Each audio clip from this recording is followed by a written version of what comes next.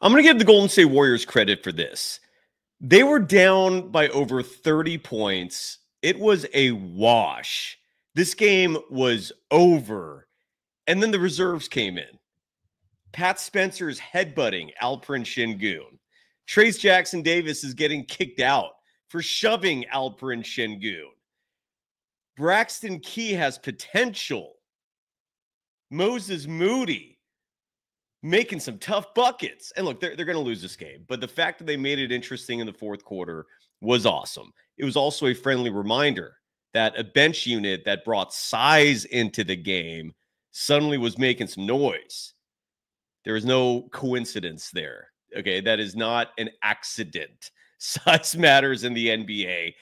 And we're going to give you coverage of a game that was a blowout, still was an ass kicking. And let's hopefully try and have some fun doing so, because it's going to come down to a game 6 for the Golden State Warriors now in terms of closing out this series, not a game 5. Larry Krueger, Frank Cochimilio, Rye Smith, Frank Red, they're joining the party. So are you. So let's get into it. They're going to join me in just a second. Thanks for putting up with me at the moment. This is the Krug Show. This is the Golden Days. Woo! Let's go. Come on and break me off. 'Cause I get what I want and I like what I see. If you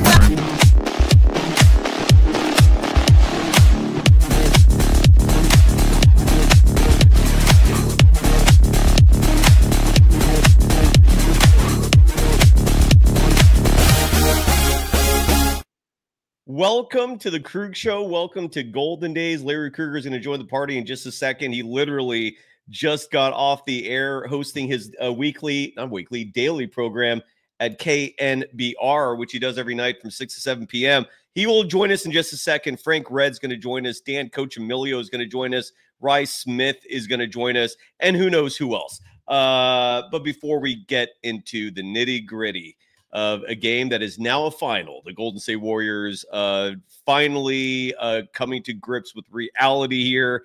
And the reality is a 131-116 loss that reduces a 3-1 series lead to 3-2.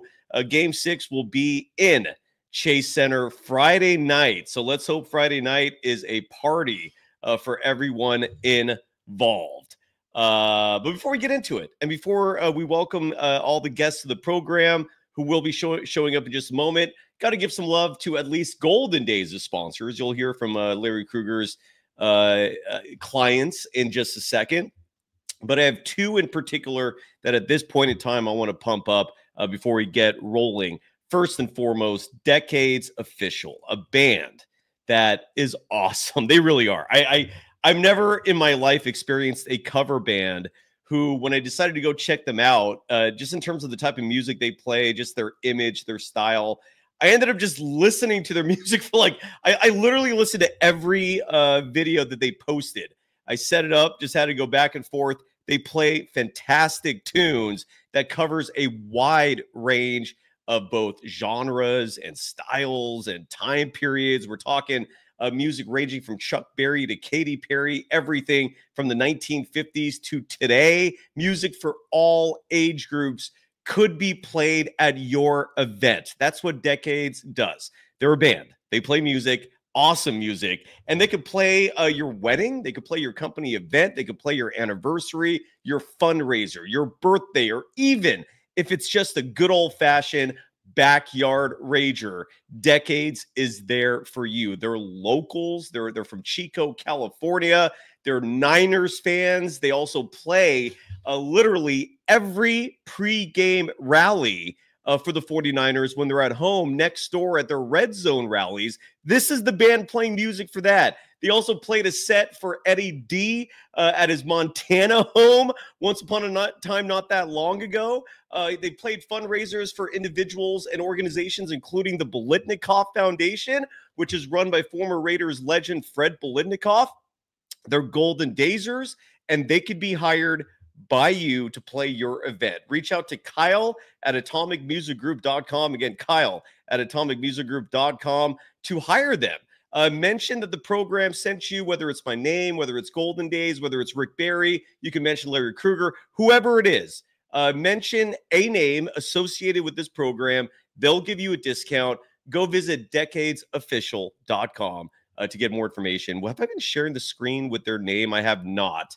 Please forgive me for that. Oh, and I'm seeing the crew start to show up now. So the party will resume in just a second here. But again, Decades Official, and I'll leave this up for a second so you can see what they're all about while I give some love to the other sponsor of Golden Days, and that is Visit Humboldt. And Visit Humboldt is all about letting you know of an unbelievably beautiful getaway for Californians, more specifically Northern Californians, and it's a short drive away. 3 to 4 hours is all it takes for you to go check out national parks, state parks, one of the most photogenic, one of the most beautiful areas in all of California, and that is Humboldt County. You could DM me. I was once a resident up there living in Arcata, California, a former student at Humboldt State University, also known, or now known, I'm sorry, as Cal Poly Humboldt. It's a beautiful setting. Go check it out. These videos and images right here give you a glimpse of the giant redwoods, giant sequoias, the beaches. They have breweries that are phenomenal. Steelhead, try it out. Thank you later. Wineries, places to eat. It's a lot of fun. Go check it out. Visit Humboldt.com is the website. Go check it out again and thank me later. And look at this. I got the man whose name is on the show, Larry Kruger. Let me stop sharing the video. Krug is in the house, the hardest working man in Bay Area sports. I call him the king of Bay Area sports media. You literally just got off the air at KNBR. But look at this. It's not just us, Larry. We got Dan Coach Emilio joining the show. The party is filling up. I'm going to shut up because I've been talking for a little while here straight. Larry, good to see you. Dan, good to see you. Larry, we'll start with you. It's your show as much as mine. How are you doing? Your immediate reaction to the Warriors getting their ass kicked. I teased this in the cold open. It was great to see the reserves make this a fight. Good to see you too, Larry. We'll start with you. If you got sponsors, if you got ideas, I'm going to shut up. How you doing, brother? Well, I'm pissed off. I'm absolutely pissed off. Who the hell invited Dan Coach Amelia? No, that's not what I'm pissed off about.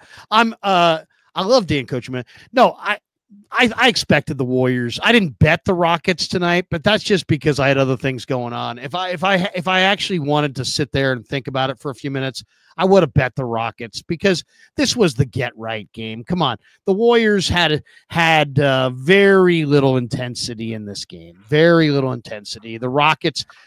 My big question was: were the Warriors going to be able to withstand the opening salvo of the Rockets? And once Steph got shut out in the first quarter, it was pretty much thanks for coming. So, I mean, the Rockets got off to a good start. They had energy. They're desperate. They were playing with desperation. The Warriors are an interesting team under Kerr. When they have games to play with, they play with them. When they have an ability to take their foot off the gas, they take their foot off the gas. So I expected the Rockets to win this game, and I expected this series to go long. It's the Warriors are going to win the series, and the Warriors are going to be in control of the series since game one. But these things take time, and it's going to go at least 6. Dan Coach Emilio, Frank Red in the house. Great to see everybody. The party is now together. Misery loves company. Let's commiserate together in terms of the Warriors getting their asses kicked, except for that fourth quarter. And I think there's a lot to break down there. But Dan, you were here first. Great to see you, brother. What was your reaction to this game? Just is discouraging from the outset. When it first quarter when they ran off like 15 straight, and it's like, dang, do the Rockets ever miss? I mean, Fred VanVleet just took off where he left off on game 5 or 4. And it's just like everything was going in. They shot 69% in the first half. You're not going to win no matter how good you poorly or how well you play. A team that shoots 69%, a lot of that had to do with them not being very good on defense. But the fact that they were 69%, you're not going to win games like that. You're just not. Yeah. And again, they were losing by over 30 in the third quarter. The reserves come in, make it a night. Some paid chats right off the bat. Rich Alexander dropping $4.99 saying Stephen Curry was pathetic. tonight. Stop turning the damn ball over so damn nonchalantly. Others passing up open shots. Go drive to the bucket and see contact. Stephen Curry tonight finished with 13 points. Did have 3 turnovers in 23 minutes, 27 seconds of play. 3 of 9 shooting from beyond the arc. 4 of 12. So 33% shooting, whether it was from 2 or 3 for this evening. 7 assists in this game, but the 3 turnovers being called out by Stephen Curry. Frank, great to see you. What's your reaction to Rich Alexander's critique of Steph and your overall reaction to the Warriors losing 131-116 tonight? I think Steph is probably a little tired. And when he gets tired, we usually see it after he's played 35, 36 minutes in a game. But I think that there was some lingering from the last game. And you know, so when I look at Stephen, I look at him differently. I don't look at like the average player making turnovers. I look at how much is he playing? Is he tired? He has some bad habits. Actually, one of the greatest players of all time has some bad habits. Those one-handed passes he's been throwing since he came to the Bay Area. And, you know, coaches have tried to talk to him about it, but that's kind of a part of what he does. He knows better. And when he's tired and he's being pressured by really good defenders, he turns the ball over. With that said, you know what? I expected Houston to win this game unless they just fell flat. And I would have lost a lot of respect for Ime Udoka had that happened. Fred VanVleet, I think, has given his team confidence, how well he played in the Bay. He had 26 points tonight. And they made free throws early. So that was another key. So, you know, I think the Warriors were playing chess a little bit, kind of hedging their bets for Friday night. And they need to get it done on Friday. The one challenge I have with the Warriors is karma. I'm a big karma guy. Me too. And I think that it's almost gotten a little personal with Kuminga. And I don't like that. It doesn't mean I don't root for the Warriors, but it's almost like I'm going to show you that we can win without you. We don't need you. And when you're a teammate, I think that can be Frank, I'm going to stop you real fast here for a second, just because I'm guessing you did not realize. I didn't realize this until midway through. Oh, no, go ahead. I'm sorry. He wasn't eligible to play. Yeah. But did you know that he was out tonight with an illness? Yeah, I don't believe it. Oh, okay. All right. Okay, then go ahead. I'm sorry. Go ahead. I'm sorry. No, I don't. I mean, I'm not. If Steve Kerr told me that he was injured, okay, I'm not going to call him a liar. But what? Would he stub his toe? His stomach hurt? I mean, what? You know, this is the playoffs. You're not going to put the uniform on? We've seen Jordan throw up on the court, 103 degrees. Oh, I got an illness. I'm not going to play in the biggest game of my life. I want somebody to pay me $150 million. So the kids like to use a word called sus, which applies to anything that's suspicious, obviously. Larry, what's your take on that? Kuminga, again, I had no idea he was out tonight. And then when I saw the reserves come in and Kuminga wasn't one of them, I initially was kind of taken aback. I'm like, look, I get that he's not one of Kerr's favorites, but you just bench him in garbage time. That was like another level to all this, I thought. And then I got corrected and informed that he was out with an illness tonight. We have no specifics, at least I don't, in terms of what the illness is. Maybe they keep him away for contagion purposes. Who knows? But Larry, Frank had a strong take there, and I don't know if he's wrong. I mean, you can't prove it either way, but he might be onto something. Larry, what are your thoughts on that? Look at all the guys who played. He was the only guy who didn't play on the entire team. I mean, they're trying to send a message. And it's, you know what the message should be? We fucked up. That's the message. You fucked up, Joe Lakeup. You fucked up, Kirk Lakeup. You screwed up, Steve Kerr. You guys screwed it up. There is no answer.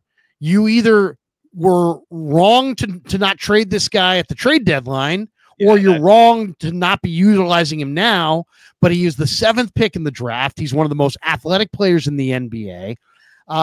This guy, you better have a real reason for why you're not playing this guy, and it better be legit. Otherwise, whoever's authoring these decisions, beat it. It's tired. It's ridiculous. You're not going to win.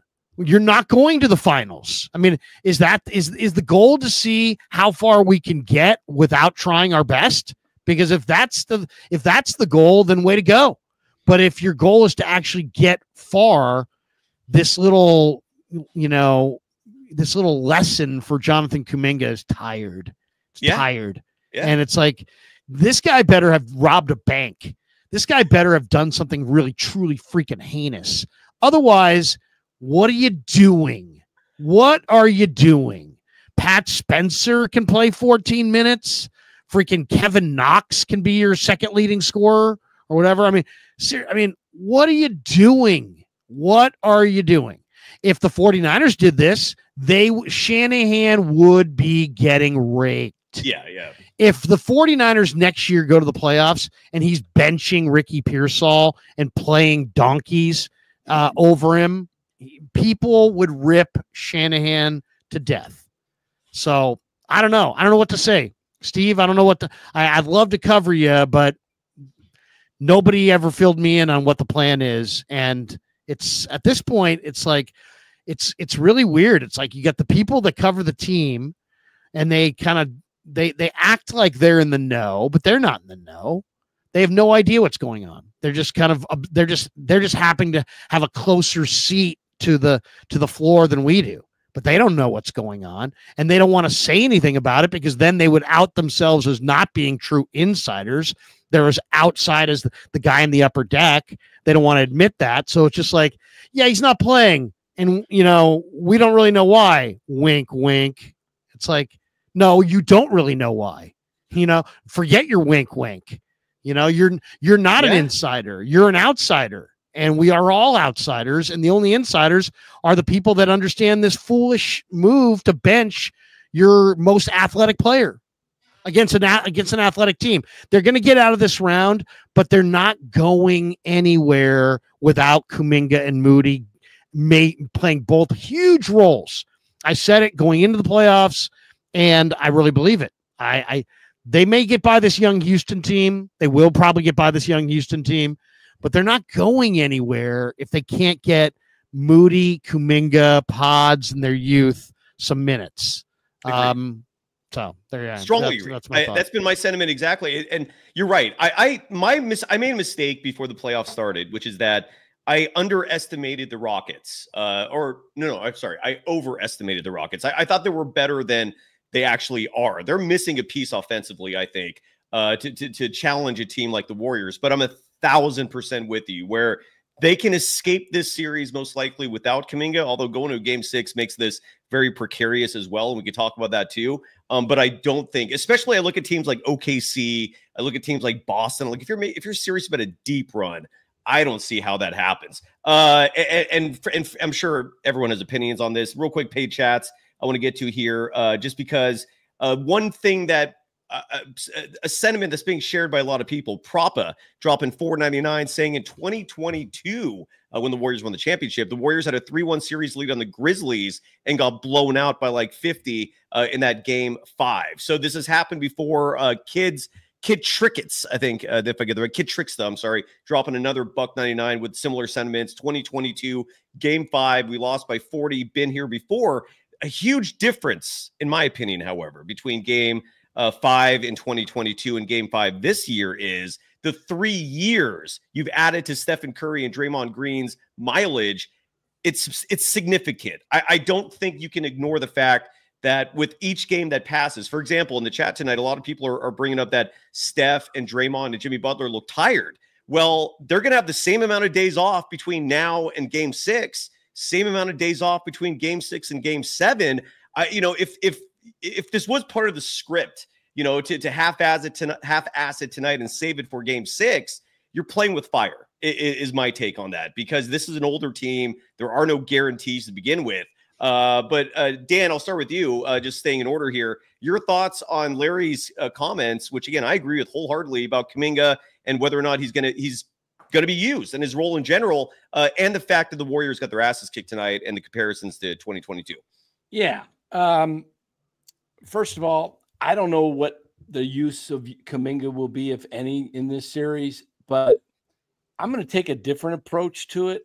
I don't think they're benching him intentionally without the team knowing what's going on, because that would be disastrous to cause a ruckus within, kind of within the building, to have some kind of where there's unfair treatment going on. I think players would be seeing that. I think either he did something that they don't want to say, and there's internal discipline that's happening, and so they just said take the night off, or he's truly sick. I don't think they're benching him intentionally like Kerr, I'm not going to play you no matter what. I don't see that, because if that was the case tonight, if he was like, and the game's a blowout, you know, I don't see the teams like, I don't think you want to upset a team right now that's up 3-2.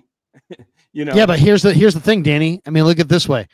What happens if at 2:00 today, Kerr, in all of his infinite wisdom, met with his coaches and said, you know what? We're not playing Jonathan tonight. And they told Jonathan, hey, Jonathan, we're not playing you tonight. And then it's like, well, how do you want to deal with this? If we don't play him tonight, we're going to get 9 questions about this. Oh, if we just say he's sick, we can kind of bully everybody into asking us no questions about this. I don't think that settles well with Kuminga. If Kuminga, all he's got to do is say, I wasn't sick. And then now you got a big controversy. But I mean, hurt, I would get that. But sick, he's going to, you know, he may want, you know, it's going to, him not playing is costing him millions of dollars. All right. Correct. Millions of dollars. Okay. So this whole like, oh, this is kind of cute. It ain't cute. All right. It's not cute. It's costing him millions of dollars. So if I was him, if it came down to, hey, Jonathan, Steve and the coaches are benching you. Damn right I'm sick. I talked to my agent, and he said, we're sick. And guess what? I agree with my agent. Let's try to maintain some of my earning potential instead of just pissing it all away. I mean, it could be that. I could see. I just think that he's losing lots and lots of money. Every one of his DNP coach's decision, money is coming out of his pocket. And if I was his agent, I don't care what we got to come up with. I don't care if you got to make up some lie that, you know, he's not playing because of the Hindenburg. I don't care what you have to say why he's not playing. But let's start making some decisions that are based on on our cash, because that's what this whole thing's about, right? And he's losing tons of cash, and the agent is too. So I don't know. I wouldn't put it past Jonathan or the agent or any agent to say, I'm going to protect my client's, you know, money-making ability, whether our stubborn Hall of Fame coach wants to play this guy or not. Stop screwing with my money. I don't know. Maybe I'm wrong. I could see where there's a situation, like you said, where it's more of a Devondre Campbell type situation on Kuminga's part, saying, I'm not playing if you're not, versus the Warriors saying, he's sick and he's not sick. You know what I mean? I could see Kuminga say, and the Warriors have to come up with an excuse. But I probably, if I'm a betting guy at this point, I would just say he's probably sick. There's a lot of people who've been sick recently. Okay. He might have a stomach bug. I don't know. Do you know how many people was he on the bench? Was he on the bench? He was not on the bench tonight. No. Then he's probably sick. They probably keeping him away from everybody. I don't know. I mean, I'll just say this, man. That's all. You know what, man? That's an awfully convenient thing, right? Because if he wasn't sick, there'd be an awful lot of questions, wouldn't there be? But now that he is sick, suddenly, poof, there's none. Ooh, it's amazing how that works. So I don't know. I hear you, Danny. I'm not a conspiracy theorist by nature, but at some point, this is affecting Jonathan's cash in a huge way. Oh, yeah. And how much damage do you want to do to this young fella? That's all I would say. Come on, man. Maybe he doesn't know how to play quite the way you want him to. How much financial damage do you want to do to this young kid? He's doing a lot. Yeah. If they even came out and said he's sick, he has 103-degree fever. You know, he has a hip point, something, because we're all intelligent people. We understand what sick is. But in your biggest game of your life, you're 22 years old, the healthiest you're ever going to be, and you're going to miss this game because you're sick? We deserve more than that. plus all the other ramifications about the financial aspects of it. Now, let me tell you something else. I see it more on Kuminga's side than the Warriors. Well, somebody in the chat said Pods was sick, but I mean, guys, come on, this is a different situation with Kuminga. I mean, maybe I'm wrong, but I think it's a totally different situation. If he's either sick, I see one of three things. He's either sick, as they say, or he's saying he's not going to play because. And they're using the excuse that he's sick. I don't see it as he's going to. You're saying he might be boycotting. What I'm saying is I don't see Kuminga saying I want to play, and the Warriors are saying no, we're not going to play you. We're going to come up with you're sick. I don't see that. Explain it better. All right. I mean, I'm not going to call anybody a liar. You know that would be disrespectful for me to call somebody a liar, but explain it. We understand what sick is. What type is what? A million different diseases or injuries? Frank, I think you're asking for transparency, and yes. Which is one of my tenets. It's an ethos I strongly believe in. In game 2, Brandon Pajemski, the illness that he was dealing with, we learned it was food poisoning, right? And there was some inkling even before the game that the information was leaking out. He ate something bad. We didn't know what the specifics were, but he was there, right? And you could tell he looked awful. And I don't know why they were more transparent with that. You're right. When it comes to illnesses, this has been the story with the NBA as long as I can remember. Like if someone's sick, all they put on that injury report is illness. And they never provide specifics. But I also follow what you're saying, Frank, in that in a situation like this, game 5 of the playoffs, and a player is a very late scratch, you kind of want to know what the hell's going on. And I do hope the media who's covering this at Houston, at the Toyota Center, is going to ask Steve Kerr some more follow-up questions after this game. But someone else in the chat, by the way, because Kuminga's not the only one. It's a tier 1 type question. A what? A tier 1? It's a tier 1 type question. We won't be broaching it here. I don't even know why we even brought it up here. We're not tier 1. And I mean, I maybe someday. I think Frank could get there. Danny's never going to be tier 1. I'll say it right now. I mean, he's always going to be at least tier 2. Okay. And the fact that we're doing a live stream with somebody who's not in tier 1 kind of rubs me wrong. I got to be honest. It lowers the cachet, the prestige of our program. I'm with you. I just prefer tier 1. Okay, dragging the show down with, and we're I just would like it if we had some more tier 1 type people. Well, but Alolt in the chat writes that Steve Kerr also chose Buddy Hield, who's now been in the starting lineup for 2 straight games, over Moses Moody. And Adult adds, it makes no sense. And when you saw Moses Moody play tonight, I could understand those sentiments a little bit. He was part of that garbage time lineup who played, I believe, the entirety of the fourth quarter. Moses Moody in that fourth quarter, all 12 minutes, was 3 of 5 from deep, 5 of 11 from the field. He was aggressive, tenacious, a plus 12 in that fourth quarter, had 15 points in that fourth quarter, finishes the game tonight with 25 points because he also was playing some good minutes in the third quarter, all part of that comeback. What are you guys' thoughts on that? Larry, I'll start with you. Do you like that Buddy Hield is now the starting 2 guard after Steve Kerr was rolling with Moses Moody for like 2 months straight leading into the postseason? I thought he had his starting lineup set, but Steve Kerr, the mad scientist, is at it again. Do you like Moses Moody being out of the starting lineup for Buddy Hield? Your thoughts?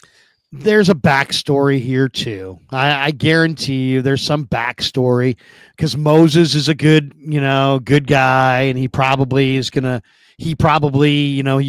you wouldn't lose Moses if you sit him, but you may lose Buddy if you sat him. It's probably something along those lines.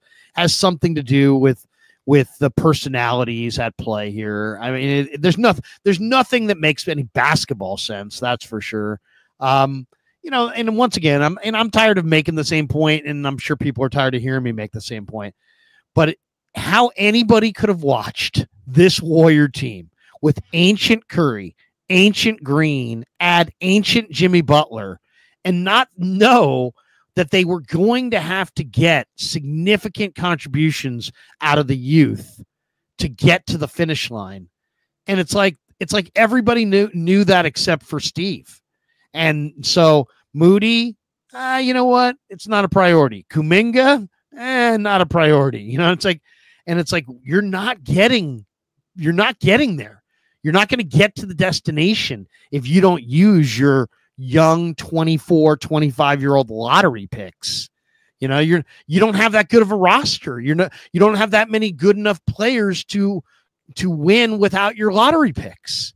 So, I mean, it's this cutesiness of, you know, when they want, I mean, we've seen this movie so many times. It's like, yes. the Warriors get into a tight game and here comes the small lineup, great. You're going to finish with the small lineup. Ooh, that's so creative.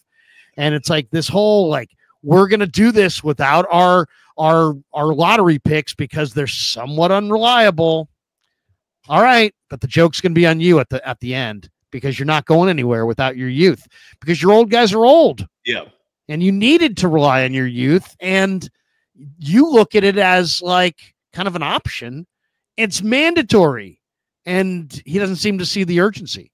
I think tonight was a tactical game for the Warriors. If Houston was not hitting their shots and the Warriors were staying in the game, the Warriors would have stepped up the effort later. But the one thing they did not want to do is come out and extend all this energy and be in this game and lose it. And then Houston being the younger legs, fresher, go in 2 days later.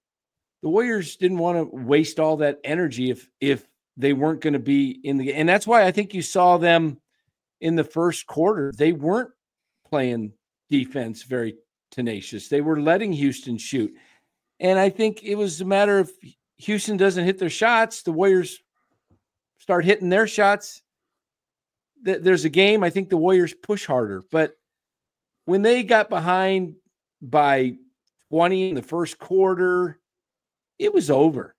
The Warriors were going to, if they hit their shots and somehow got back into the game, but they weren't going to extend all this energy knowing they've got game 6 at home. I just don't see it because if they pushed and pushed, well, the worst thing that could have happened tonight for the Warriors was to lose a very close, tough fought game. Because I agree. They benefited in this game because none of their old guys played more than 25 minutes. Right. Yeah, I don't have a problem with them losing tonight. I don't. But everything about what I know about basketball says that you got to have your best players. And one point I wanted to make about Stephen, Draymond, and Jimmy, they're all Hall of Famers. They have a mentality that says, Coach, I believe in you. I will get the job done. And then Father Time comes and knocks on their door and says, you know what? Not so fast. So, there is this push and pull between from the neck up, I can do it, Coach, versus I'm physically not able to do it.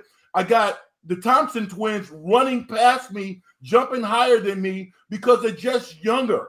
At some point, there's an intersection between what I've done in the past, I'm great, versus my body just can't do it anymore. And that's why I had a problem with not having your best players on the floor. Even now, I mean, we can move past the Jonathan Kuminga thing because if he's sick, he's sick. But I find it strange, somebody like that. I would have to be on my deathbed not to play. That's all I would just say. So hopefully they'll win on Friday. They're a more veteran-esque team. But the fact that they're not playing all their best, it bothered me watching Braxton Key out there. I mean, give me a break. Seriously. Those are minutes that the other guys who are going to play in the game should be playing, not Braxton Key. So, I have problems watching this. Some other paid chats in here I want to highlight.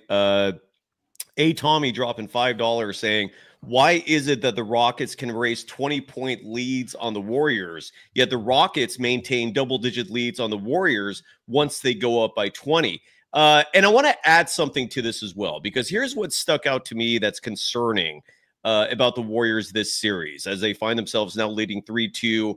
To me, Game 6 is must win. I'm going to think it's safe to say it's a universal opinion to share that you don't want this to go back to Houston for Game 7. You don't have KD on this team like you did in 2018. With all that said, I'm looking at the Warriors offense, and that's what's been concerning me the most this whole series.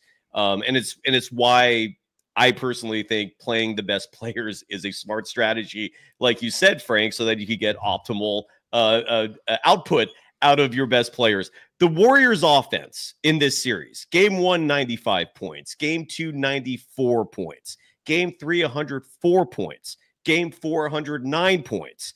Tonight, 116, but I think a lot of those points came in garbage time where you had a lot of reserves pouring it in.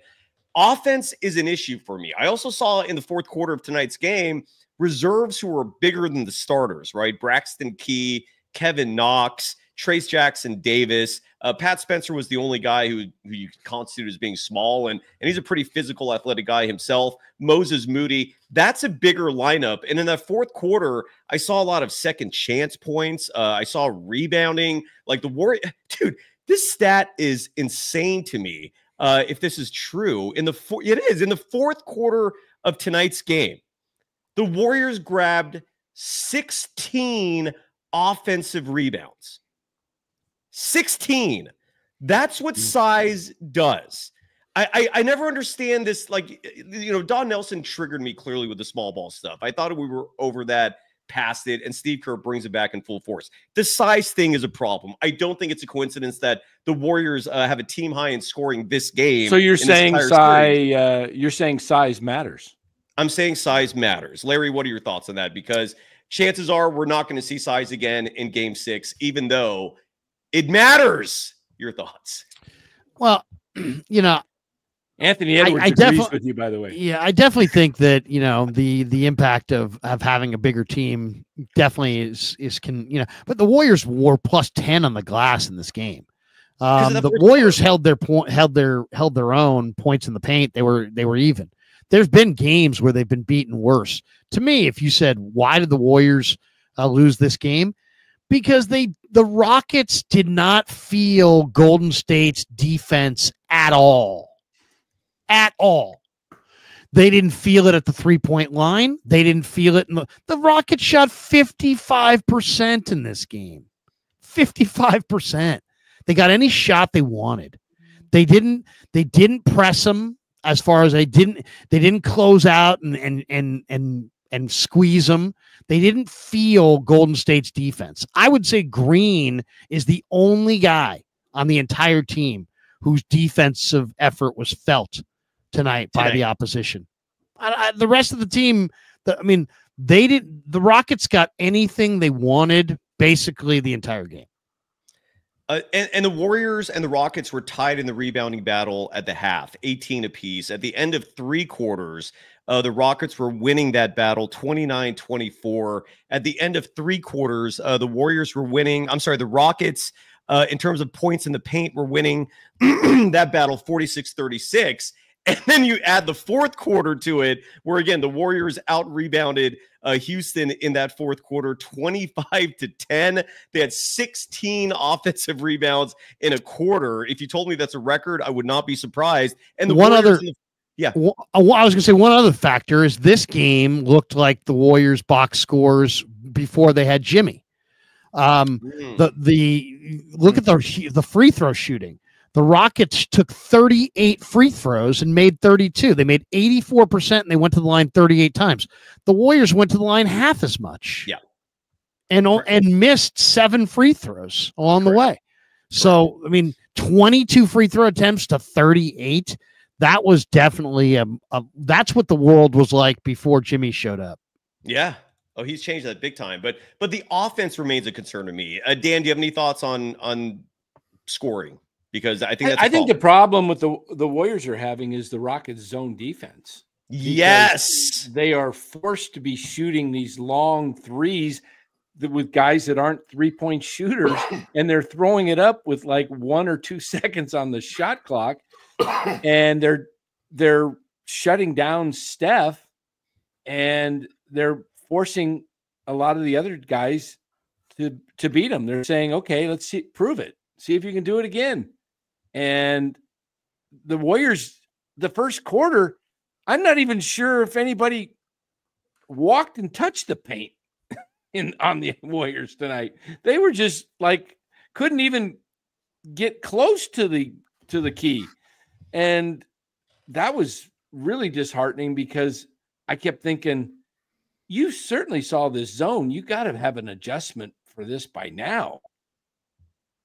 Well, which is what makes, when an opposing defense plays the zone, what you should figure out immediately is, one, you're going to have wide open looks, especially in the perimeter. And two, you should be killing the opposition with offensive rebounds. And the fact that the Warriors are doing neither, despite facing a zone, is very concerning. And I think they're going to see a lot more of that schematic in Game 6. Frank, your thoughts on Dan's sentiments? Because I'm glad you brought that up. The zone D is a killer for the Warriors this series. Well, watching this game just validated to me that Ime Udoka is one of the top coaches in the NBA. And agreed. Because, we marvel at how well Brandon Podziemski is playing, right? And making shots and scoring 27 points. But that's exactly what Ime Udoka wants him to do, because he doesn't believe he's that good, So when they top block Stephen Curry and don't allow him to get off, there's no way in hell the Houston Rockets would think that Stephen Curry could score 17 points in the game and they would lose. But that happened because the Warriors are executing just a little bit better. The Houston can be up 3-1 as opposed to being down. I mean, they could be up 3-2 as opposed to being down 3-2. Now, again, this goes why you have to play your best players. Against a zone, one of the best ways you beat a zone is by increasing your pace, and you don't let the zone set because you're running up and down the court. The Warriors can't do that because their players are older. They're tired, which is why you have to play a multitude of players to get layups. One thing about Jonathan Kuminga is he is able to get runs and get layups. You don't have to know the offense to run in front of your guy and finish on the break. So those little nuances, I believe, is what will get the Warriors over the top.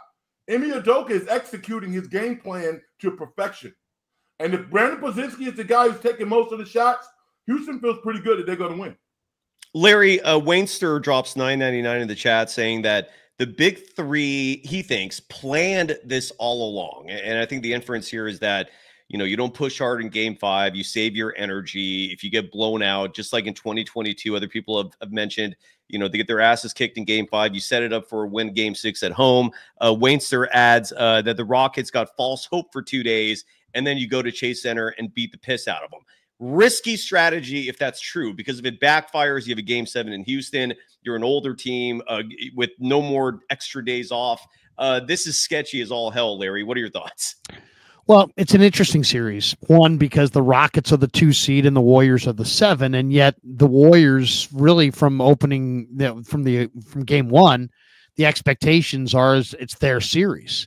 So that's kind of odd, don't you think? That the 7 seed is like in this game, who's got the pressure on them? Well, it should be on the Rockets. They're the 2 seed, and they're facing elimination. But it feels like the pressure's on Golden State, does it not?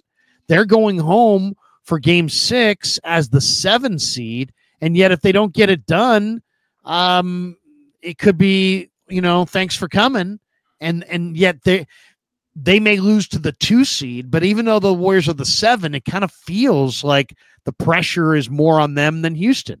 That's my sense of it. Like right now, if the Warriors lost this series, there'd be an awful lot of people going, what the heck happened?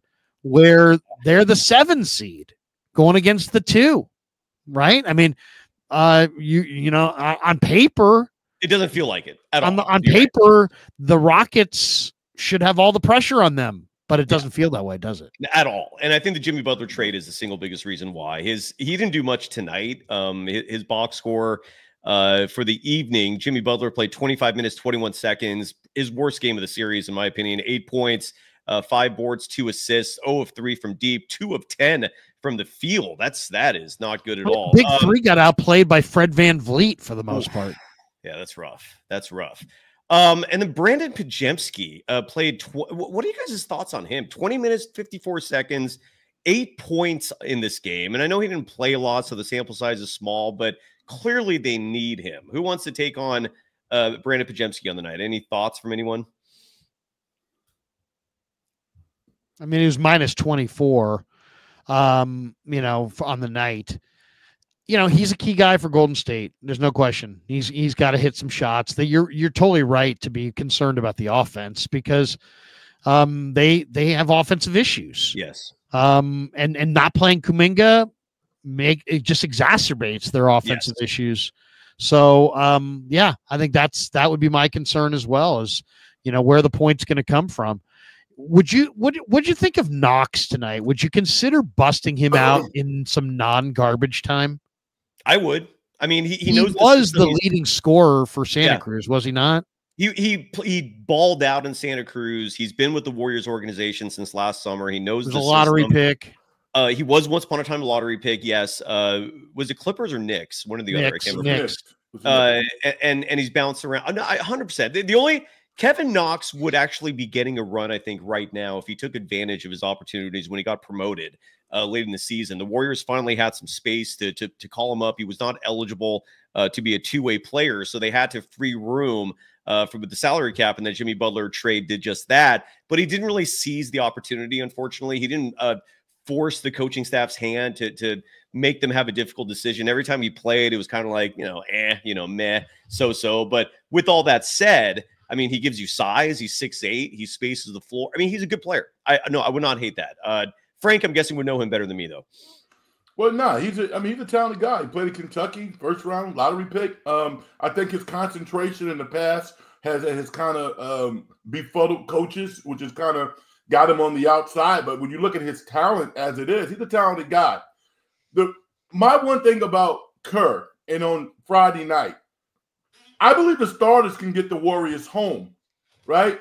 But you got to play other players with maximum intensity, because they got down 16 in the first quarter because they were tired. They were trying to run some bullshit half-court offense, and Houston was like, no, we're going to get in you.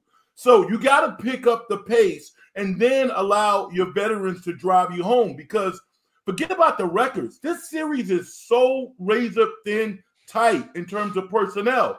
And how Houston has been able to rally is by getting their veteran to make some shots, Van Vliet, and playing hard as hell with everybody who else who steps on the floor. The Warriors did not match their intensity tonight because they were playing their starters at the beginning, and when they came off the bench, there was no burst. They got to get a burst with more intensity, more pace, and more speed and more intensity. The fourth quarter, they did it. They need to do it in the first quarter. The Warriors have been outscored in this series, if you can believe this, by 6 points, despite having a 3-2 series lead. Yeah, it's tough. Who's won? I'd like to know who's won more quarters. I will get back to you on that. Give me a second, and I'll look that up. But in the meantime, that's a good question. In the meantime, Warriors only won one tonight. Yeah, something tells me the Houston Rockets have the edge in that as well. Sanders Rux, $5, saying at this point, start the bench players. They played better than the starters. Hey, look, that's not going to happen in reality. I get the sentiment. But when you look at the box score tonight, the starters did just play like absolute shit. Stephen Curry had 13 points. The only starter who scored in double figures, Moses Moody, led all scorers tonight with 25 points. Kevin Knox, second on the team in scoring tonight with 14 points. And again, a lot of that coming in that the third and fourth quarter run for the bench players coming in and just really just school it. It forced Houston to bring their starters back.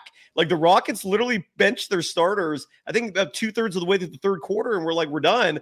And they had to come back. I don't think that I loved seeing that, side note. But Dan, I don't know how much you've talked about the bench tonight. What was your take on their performance overall? Because they played fantastic to me, and I think to Sanders as well. You muted, Dan.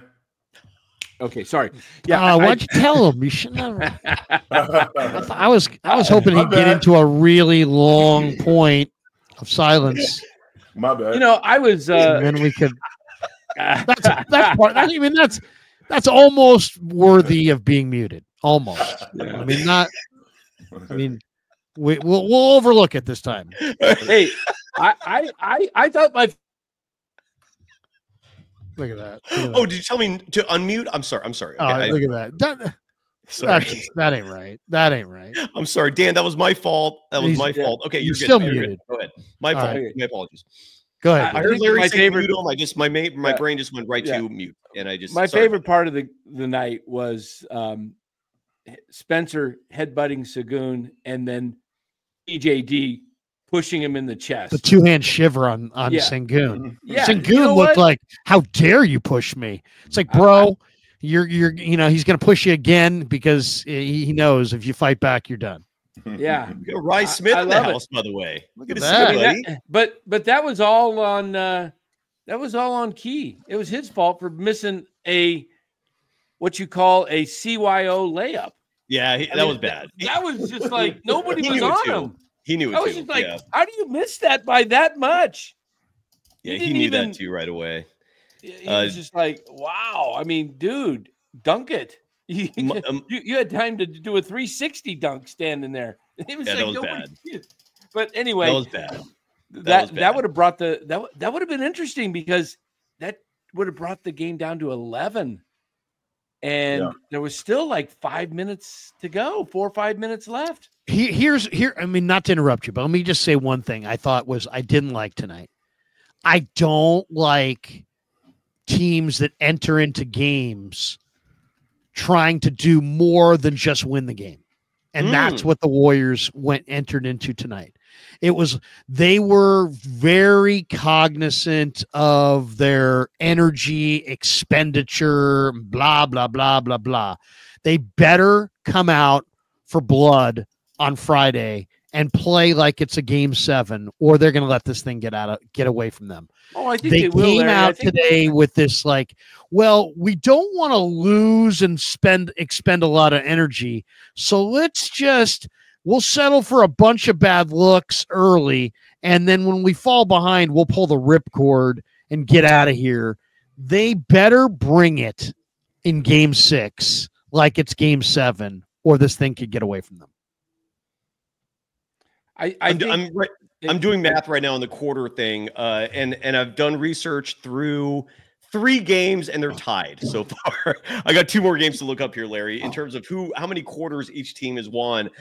Through games 1 through 3, each team won 6 quarters apiece. Ryan, good to see you, brother. How you doing, man? And while I'm going to squeeze in a paid chat here, Ryan, real fast to lead into Michael dropping $5 saying, play more Kevin Knox. He looked good on the glass and can match some of Eamon Thompson's athleticism.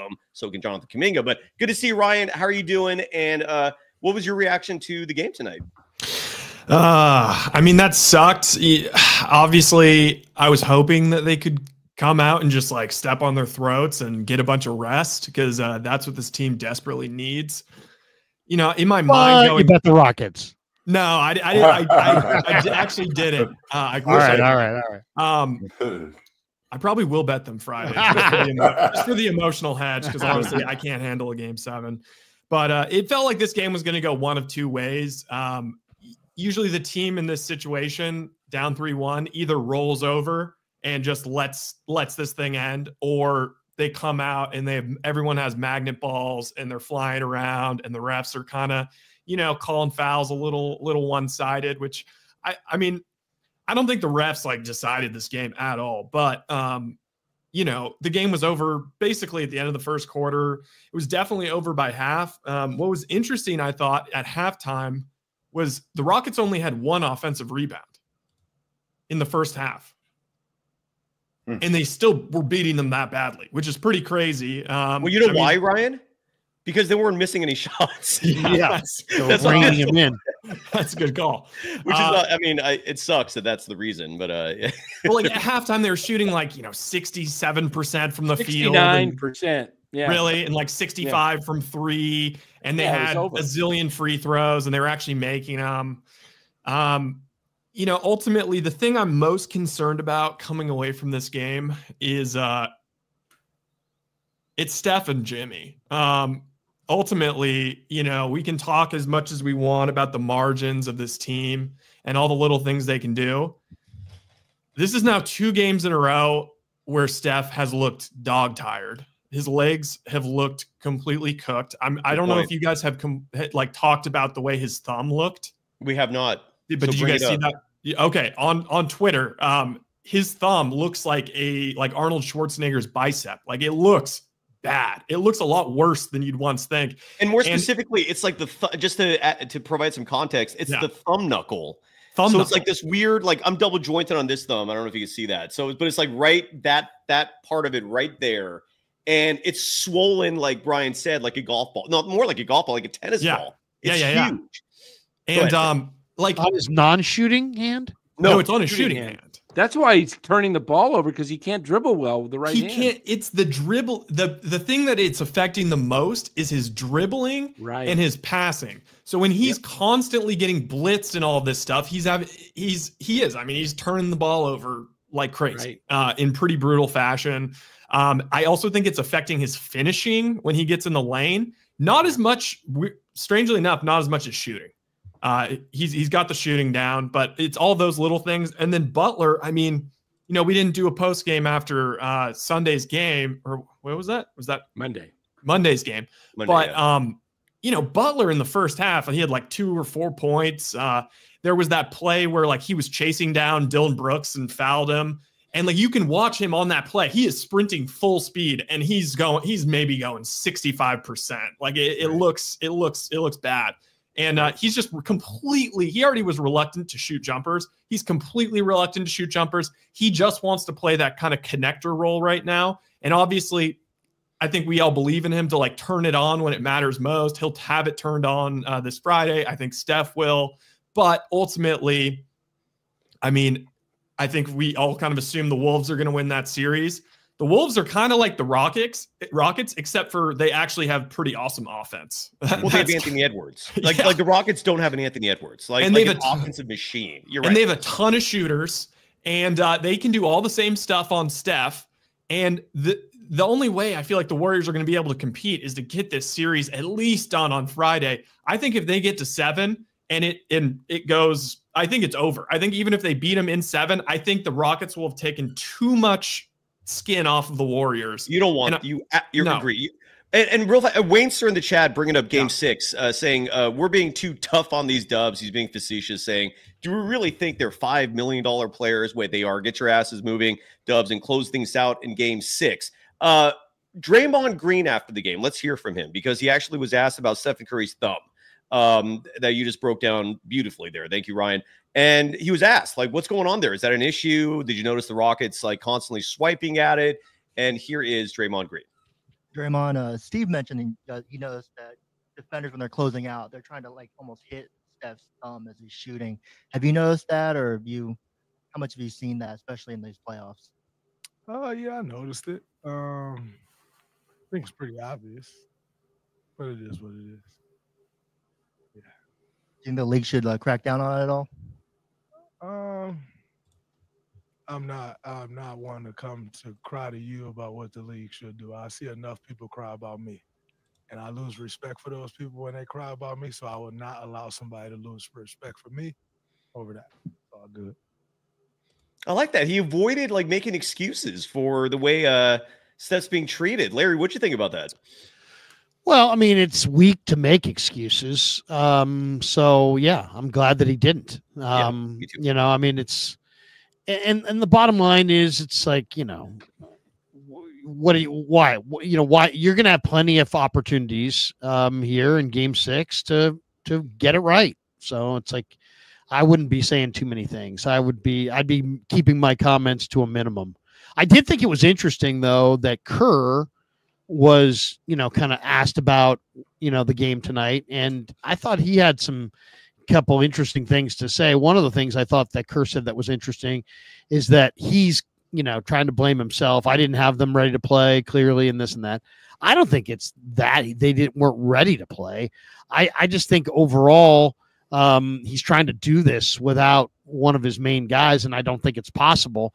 He also said he had a halftime conversation with Draymond, and that they decided that they were going to give the starters 5 minutes to make a run, and if they didn't, they were going to pull the plug. So let's hear that soundbite. It's not going to be as good as it's from Slater. The last one. I'm not muted. Slater has it out on Twitter right now. Yeah, this is courtesy of Anthony Slater. The last soundbite was courtesy of the radio station you're on Monday through Friday, 6 to 7 p.m. KNBR 680 104.5, digitally streaming everywhere. So KNBR, thank you for that. They provide a good sound bites because they actually plug their system into the mixer and we can hear what they say. Anthony Slater does this on his phone. So I advise everyone to turn the volume up on your devices. And here is courtesy of Anthony Slater, Steve Kerr talking, basically just we're repeating what Larry said. He said, "Here's Steve Kerr." How much of that from your side tonight do you think was kind of maybe lack of urgency, lack of desperation, considering the circumstances? Yeah, I didn't have ready to play. Clearly, we committed 3 fouls in the first 2 minutes of the game, and I think they were 13 for 13 from the line after the first quarter. So we can't come out with that lack of defensive focus and energy and expect to beat a great team on their own floor in a closeout game. So they took it to us. They were awesome tonight, and we got to be better. What was the conversation at half? And I mean, did you know you were probably going to pull the plug pretty quick? Yeah, I wasn't going to chase, this game. Obviously, with Game 6 coming up in 48 hours. So I talked to Draymond. I said, "What do you think?" He said, 5 minutes. And so we gave the starting group the first 5 or 6 minutes, and we kind of had, unless we had made a huge run, kind of had it in mind that we would pull the plug. Was there any temptation though when you guys got? And that's Steve Kerr. So Larry, you eloquently summarized and paraphrased what Kerr said. Anyone have any reactions to those comments? I think he went into it playing chess, thinking that, listen, we're going to go down there. If the unexpected happens and Emi Udoka doesn't have his team to play and they just fall on their asses, then yeah, we'll take Game 5. But the expectation is we're not going to get our veteran guys hurt. We have some wiggle room. We'll check the temperature and we'll move all our chips to the center, of the table. I don't gamble. I don't know what I'm talking about. But we'll move all our chips forward, and we got to get it done on Friday night because we know Game 7 is something that they don't want to do. By the way, speaking of gambling, Frank, I'm glad you brought that up. In respect for having the discipline to refrain from doing what's incredibly fun. You are missing out, but I also respect it. There's actually Larry and Ryan, Dan. I don't know if you guys gamble, but Larry and I were both degenerates of the highest quality, and I didn't realize this, Larry, and anyone else who gambles, that they now have peer-to-peer sports bookies, which basically means like there's apps and websites. I downloaded one tonight. I haven't tried it yet, but I don't know if you guys have heard about this. The one I downloaded was called Profit Sports, and it's basically you can be the bookie yourself. You can go on these exchanges and set lines yourself, and then you owe people money if they win. But the point is, like, at the moment, at least, and something tells me they're going to send laws to ban this soon, but at this point in time, on April 30th at 8:10 p.m. Pacific time, you can gamble peer-to-peer. Larry, did you know about that? Any reaction? No, I didn't know about that. And I'm not even 100% sure what that means. You mean you're saying that you can gamble against somebody? Exactly. That's exactly right. And so you could basically go on the app, and so tonight, for example, the Rockets were favored by 4, but you can peruse all the different bookies and see if someone's offering you something maybe a little more favorable, right? Like maybe someone has a Houston -6, and now you want to bet Warriors +6. It's literally a marketplace for gambling. I did not think we'd get to this point, yet here we are in 2025. How do you collect? The other person will owe you if you win. So I think if you take the role of the bookie, you have to put enough money in there so people can win from you, and then you just collect from that person. Isn't that crazy? I love it. I can't wait to experiment and try this out. But anyways, I just wanted to throw that out there. Warriors game sponsored by Gamblers Anonymous. Brought to you by. I'm glad you brought that up. Tonight's episode brought to you by MyBookie. Perfect timing for that. Thank you, Dan, for leading me into that. It's crunch time on the court, and the NBA playoffs are your chance to score big, whether you're riding with favorites or cheering for the underdog. Every three-pointer, dunk, and buzzer beater is an opportunity to win at MyBookie. Use the promo code MM50, M as in Mary, 50, to get a 50% deposit or 50% bonus on your deposit. Put down 100, they'll give you 50, and so forth. Bet anything, anytime, anywhere, only with MyBookie. And Larry, we have not had a chance to hear your sponsors tonight. Fire away, sir. Picking the pickle, I'm guessing, first up? Yeah, we're brought to you by Pig and a Pickle, 2 locations, Emeryville and Corte Madera. They're open 7 days a week from 11 a.m. till 8 p.m. or until they run out.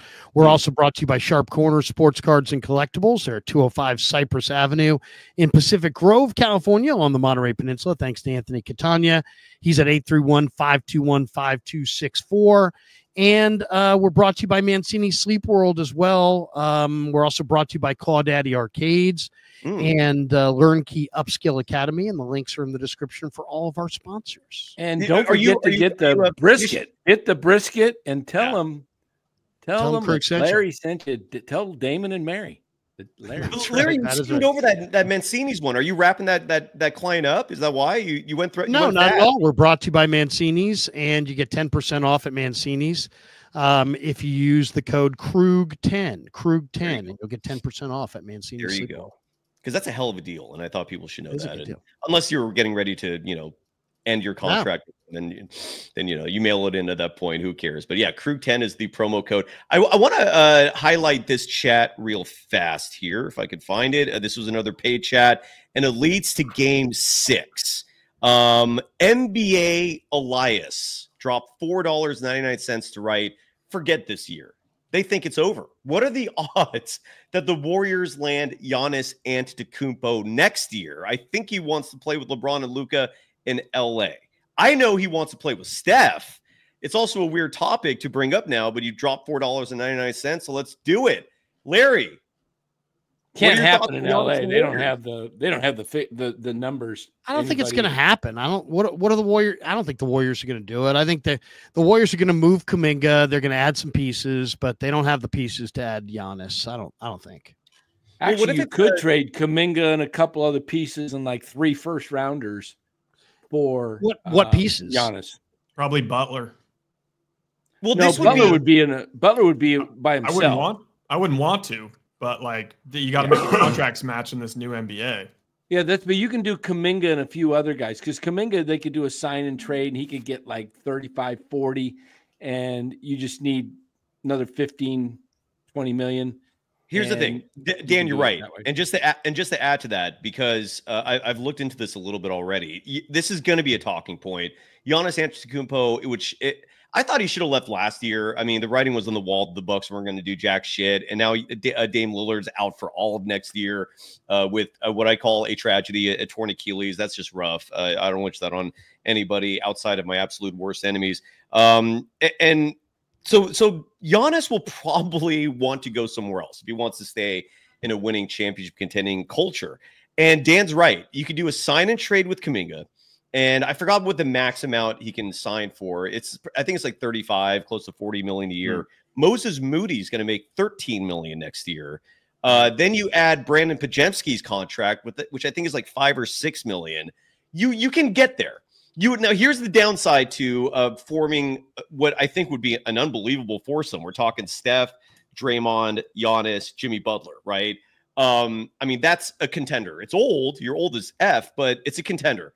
But your second apron, which means you can't use the mid-level exception, and all you can do to fill out all the other roster pieces are vet minimums. Like, that's all you can do. You can probably keep maybe like Quinn Post. You could probably keep.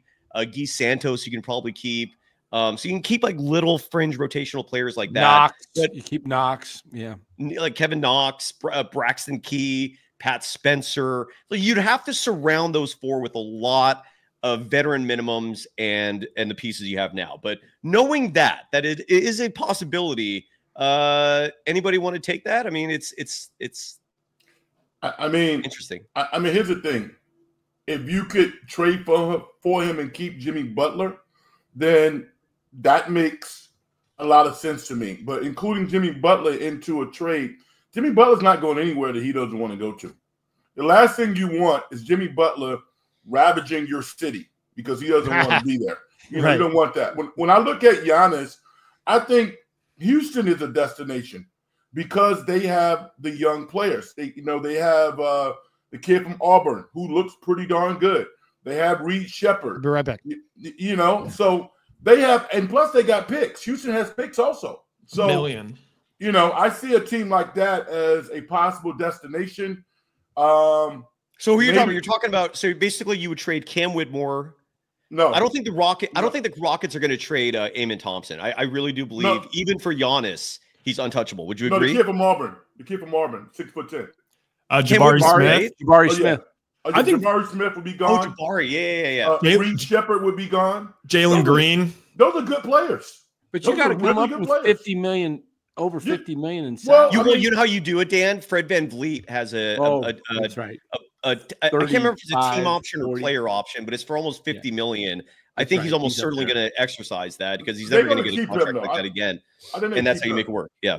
I think they would keep him. But I think there's some guys that you could overpay, sign and trade, third team. They can get it done because they have the right mix of young players that I think Milwaukee would be interested in. The problem is that Milwaukee is not, they can't just bottom out. They can't do the thing where they trade Giannis and just say, screw it, we're rebuilding, we're going for the future, because they don't own any of their picks. The Pelicans have the right to pick swap with them in 2026, 2027, and then Portland has the option to pick swap with them in 2028 and 2030. Yeah. So they're screwed. So they would need picks back. Plus, they would need a team. 3. They have no incentive to be tanking. So they are going to want at least good enough players to where they can kind of just subsist in that middle of the road, maybe try and develop some young guys type of vibe. It's going to be bleak. Waynster in the chat dropping another $5.99. Thank you, sir. Saying in his Humboldt opinion, playoff words, meaning humble, visit humboldt.com. Krug and company have a better chance of getting tier 1 access than Kuminga has of getting on the court. But with all that said, a good, robust discussion. And this leads to a question I'd love to hear answers from you folks on, which is, what happens? I'm going to go there, okay, just for a second. Please forgive me. But this is a dark path I'm going to go down here. What if the Warriors lose game 6 and 7? And what if they lose while Kuminga is getting treated the same way? Moody's coming off the bench again. Basically, Kerr's just rolling with the small ball favorites of his, and they lose this series. I believe if that happens, Kerr could seriously lose his job. What are your folks' thoughts? I'll go in order. Dan, start with you. Wow. Whew. That's tough because I don't know. I would like to say that makes a lot of it makes sense, and that I could see that happening in a world where Steph's not involved. If Steph says, "Hey, I want to play with Coach Kerr," they're not going to fire him.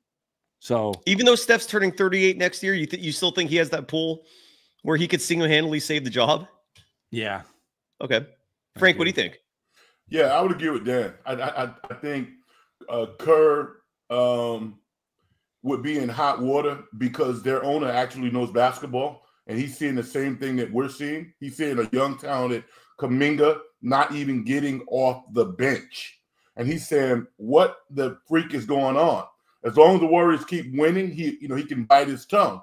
But I think there would be some pressure on Kerr, but at the end of the day, I think Stephen Curry is the one who would determine whether or not to go, okay, I'm not going to get involved, or I want to play for Coach Kerr. But I think that Ryan, I'm going to ask you in just 1 second your thoughts here, but I want to play a couple of things in the chat real quickly because it's worth adding to the discussion. G brings up what I was going to bring up, which is that they did fire one of his favorites before. Mark Jackson was a favorite of Stephen Curry's, and they still moved on.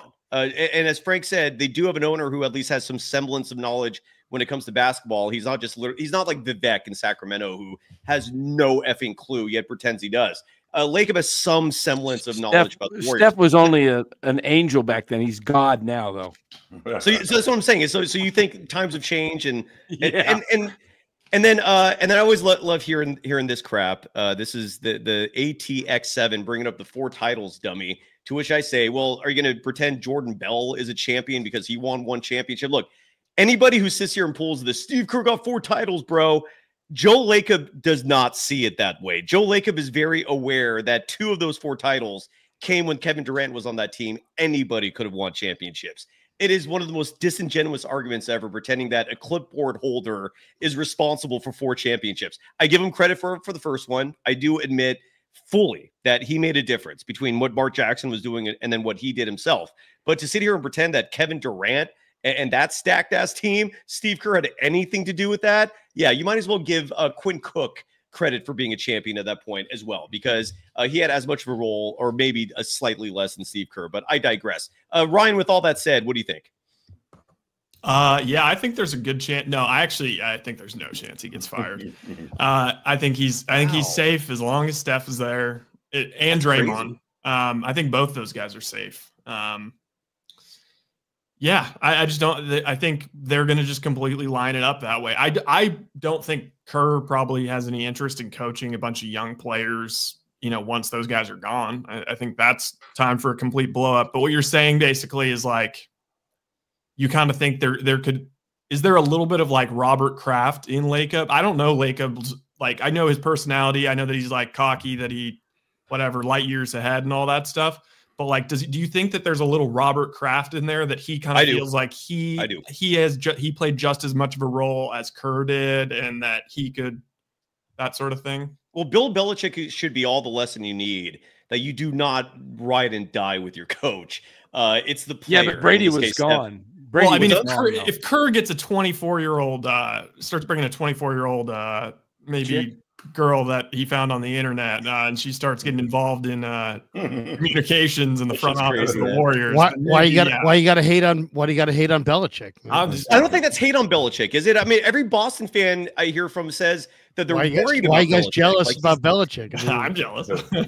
I'm hearing talk that they're worried about him, that he's being manipulated by this young woman who has him wrapped around the finger, apparently. Larry, I asked the crew this, and I'd love to get your reaction. What do you think happens if the Warriors lose these next 2 games? Like, what happens if they lose game 6 and 7, and Kerr sticks with this formula? Like, I think there is a legitimate chance Kerr's out if that happens. I really do. But the panel here thinks that Kerr is safe as long as Stephen Curry is there. I don't know if that's true. What do you think? Won't help their radio station. I don't think. Definitely won't help their radio station. As far as what happens, I mean, if they lose, I mean, well, what if they lose? I mean, I predicted them to lose, so that would be the 2 seed beating the 7 seed. And then what happens? What happens next? I think nothing. I mean, they're going to keep pretending Steve Kerr's not a problem. Yeah, you think that's what's going to happen? Like, they're going to pretend this isn't a. They had no direction, concrete direction, and then they chose their direction at the trade deadline. They traded for Jimmy Butler. They signed him to an extension. He's the guy. That's a 2-year window, and this was year 1. So they'll run it back next year as the second year. Throws 2. There's next year and the year after that, which is a huge reason why I thought it was just 2 years. 2 years. Jimmy Butler signed a 2-year extension, so that starts next season. Oh, okay. So I mean, that's what they've made their bed. They're in the Jimmy Butler business for the next 2 years. This is their direction. This is the direction they're going to take. They're not going to audible off this direction. This is going to be their direction. I'm not disputing that, but what about the coaching part of it? Like, do they stick with Kerr's part of that? He's going to be here next year, I would say, for sure. I think it's more likely that it's actually more of an acquiescence to Kerr. And I think that maybe there's some more that basically they were going to say, okay, well, the Kuminga thing, didn't work out, so let's trade him. We're done. We need to lean into a lane, and we're going to trade Kuminga, and maybe they will make some more dramatic roster decisions. I mean, I know there's been a lot of fanfic out there about like, ooh, maybe the Warriors could sign Steven Adams. I think they do need a big. They need what I responded to that with? How do you know Kerr's going to play him?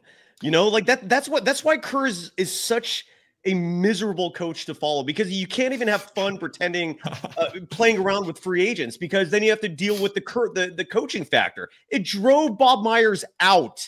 That's how frustrating it is to have this man as a head coach. He only plays who he thinks perfectly fits in his weird little subjective vision of what works and what doesn't. You really think that's what drove? You think that's Kerr? I think it was Lacob that pressure of Lacob. I think it was that Lacob Myers- too that drove Myers out. You think it was Kerr?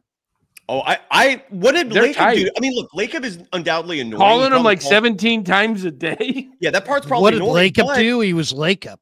But when Myers was publicly saying, "What's the point in looking into adding a big at the buyout deadline because you don't know if your coach is going to play him," and then he bounces right after that. You know, and not to mention, like, there are not only my reports, other reports from individuals, including Ramona Shelburne, who confirm that behind the scenes there was friction. Do you? I don't know if you folks remember that dinner that was infamously reported when Steve Kerr and Bob Myers went to this dinner in New York City to talk about the very vision that they were clearly separated on, and then Myers bounced. I don't doubt that Joe Lacob is a lot. It probably gets old hearing from him like 10, 20 times a day. But I don't see how it's fun to be a GM for a team whose coach has all the power and is oftentimes suppressing every idea you have or just telling you outright, no, I don't like it. But Joe Lacob did say something, which is, I think, why I'm holding out hope that if this collapses, they'll make a change. Joe Lacob was very displeased with the way James Wiseman was handled. He publicly said that he wonders if the lack of playing time and the minutes and the lack of opportunities played a huge part in them having to move on from him and trading him out for GP2. He also loves Kuminga.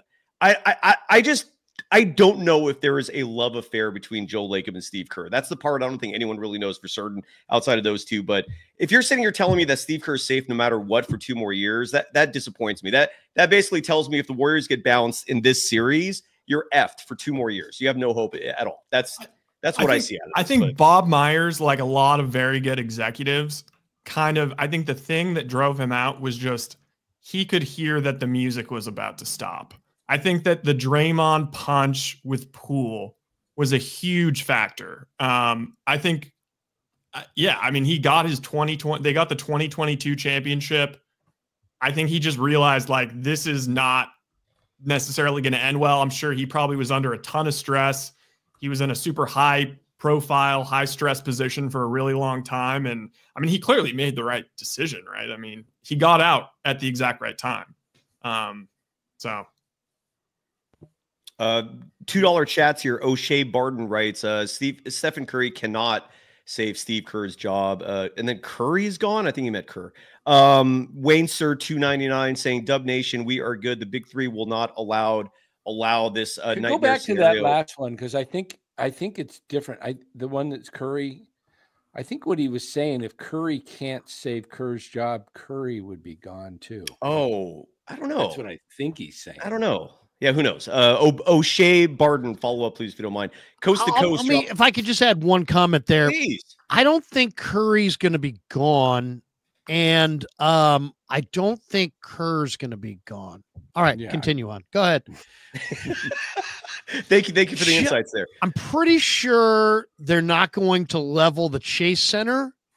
Curry will not be dumped, and Kerr will not leave in a bad situation.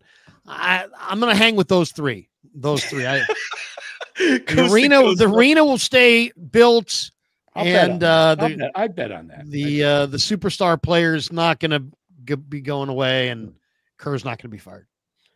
Coast to coast dropping $4.99 saying if a coach can't develop young talent, he needs to be what I've always said he needs to be. Go be a shrink. James Wiseman, Patrick Baldwin Jr., Jonathan Kuminga. You forgot Jordan Poole. You forgot. I mean, they're the only success. Because Wiseman and PBJ have been awesome since they left, right? Well, in PBJ's defense, he's still playing. He's actually still playing, which is kind of crazy. He should still be playing. He's 24 years old.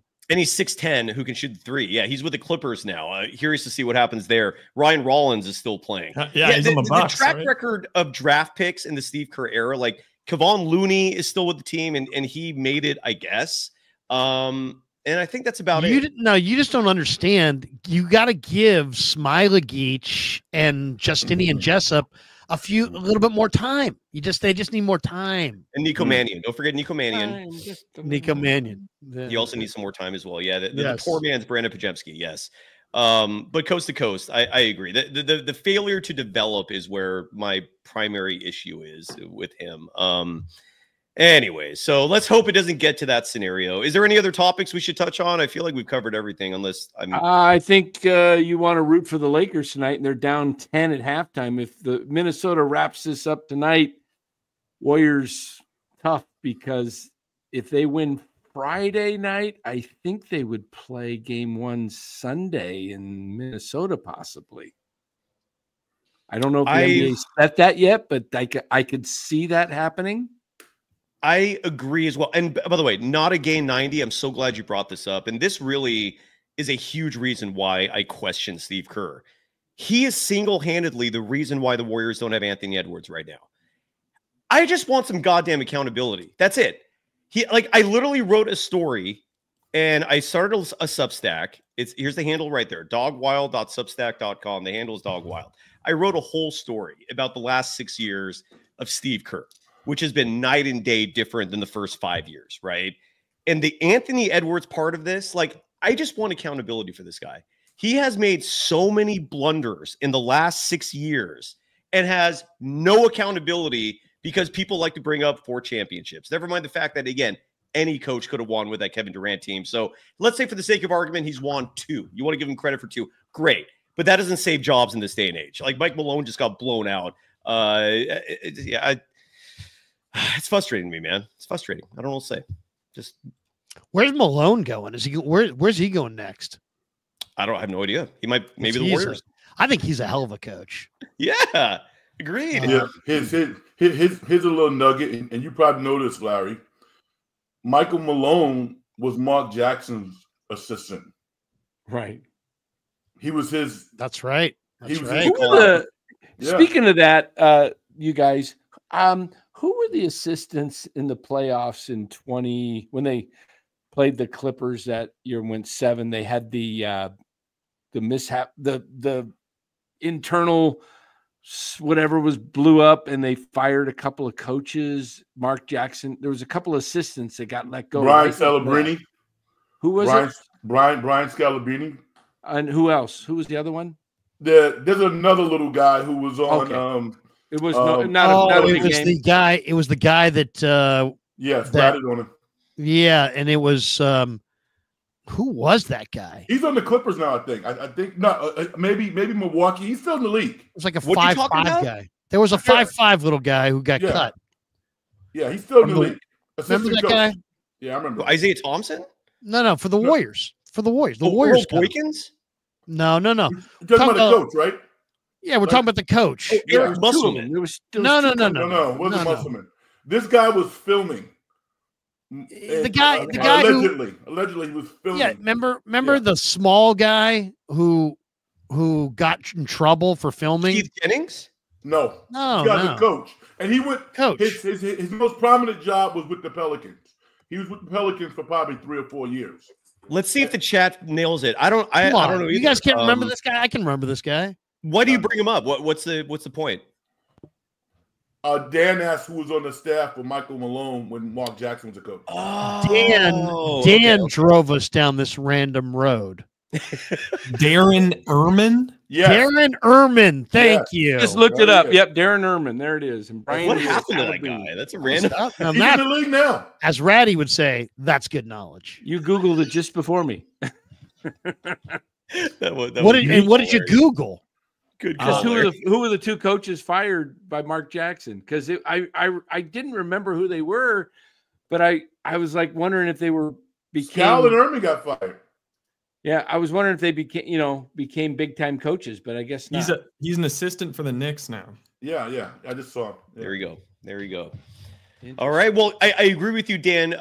Going back a few minutes ago when you said that you're rooting for the Lakers, that I rarely, if ever, find myself doing that. But tonight, I am rooting for the Lakers, just because if the Warriors have to play a game 6, you kind of want whoever their opponent is to also play game 6, right? Like, who would you rather have? Would you rather take on a Laker team that's old but has stars, or would you rather take on a T-Wolf team that has some big guys? I mean, you're talking about Rudy Gobert, Julius Randle. Easily, right? You'd rather play the Lakers. I would play Minnesota.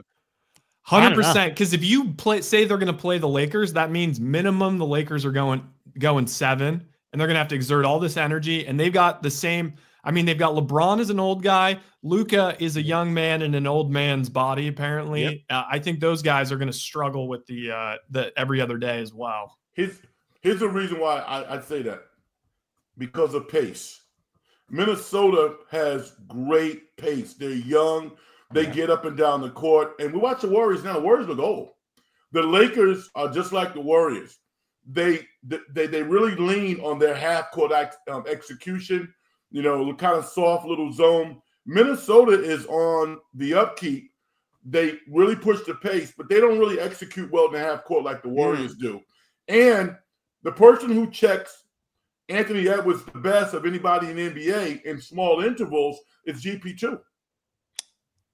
Interesting. So that's a good series for him. If it's a good series, excuse me, for GP2, I think it's a good series, period. You like Minnesota? You like them to play Minnesota, Frank? Yes, because GP2, I watched him this year. He's the one guy who, you know, foul line extended. He's strong enough and quick enough to cause Anthony Edwards problems in small intervals, like 4-minute segments. He couldn't check him the whole game, but he's won game for the Warriors this year. I kind of like the idea of him playing the Lakers, like what Ryan mentioned, because Luka's kind of a cone in the playoffs on defense. You can put him Reeves is a cone. Yeah. And the other thing is, you don't think about this, but with age, you know, the Warriors, for them to win it, it would take at least 6. So game 5 would be travel. You want to go to LA, not Minnesota, because you're coming back.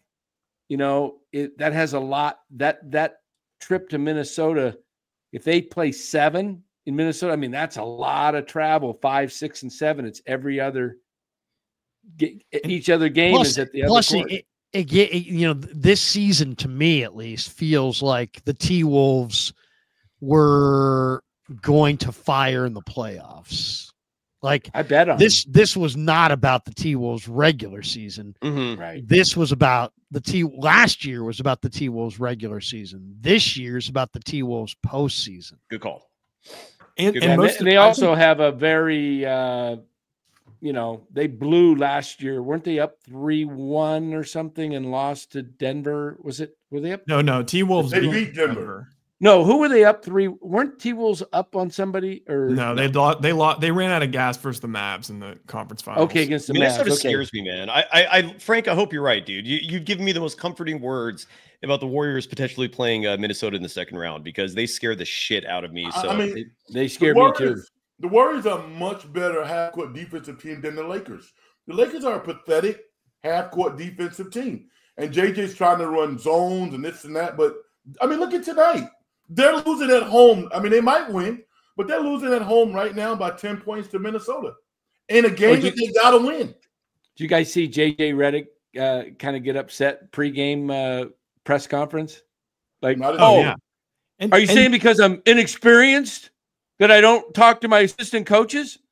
Yeah, and also, like, most importantly, like, the Steph will be able to get off for the Lakers. Like, that is no problem. Yeah, they're already not comfortable playing. They didn't play Vanderbilt any minutes in that last game in the second half. They don't trust him out there. Their offense is so screwed up right now that they need to have shooters out there. So Steph would be fine.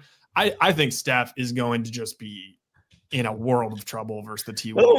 What do you think? This is such a random take from Julian Bashir. JJ Redick beats his wife. Is there any truth to that? Or is he just literally pulling that out of his ass? He's just trolling.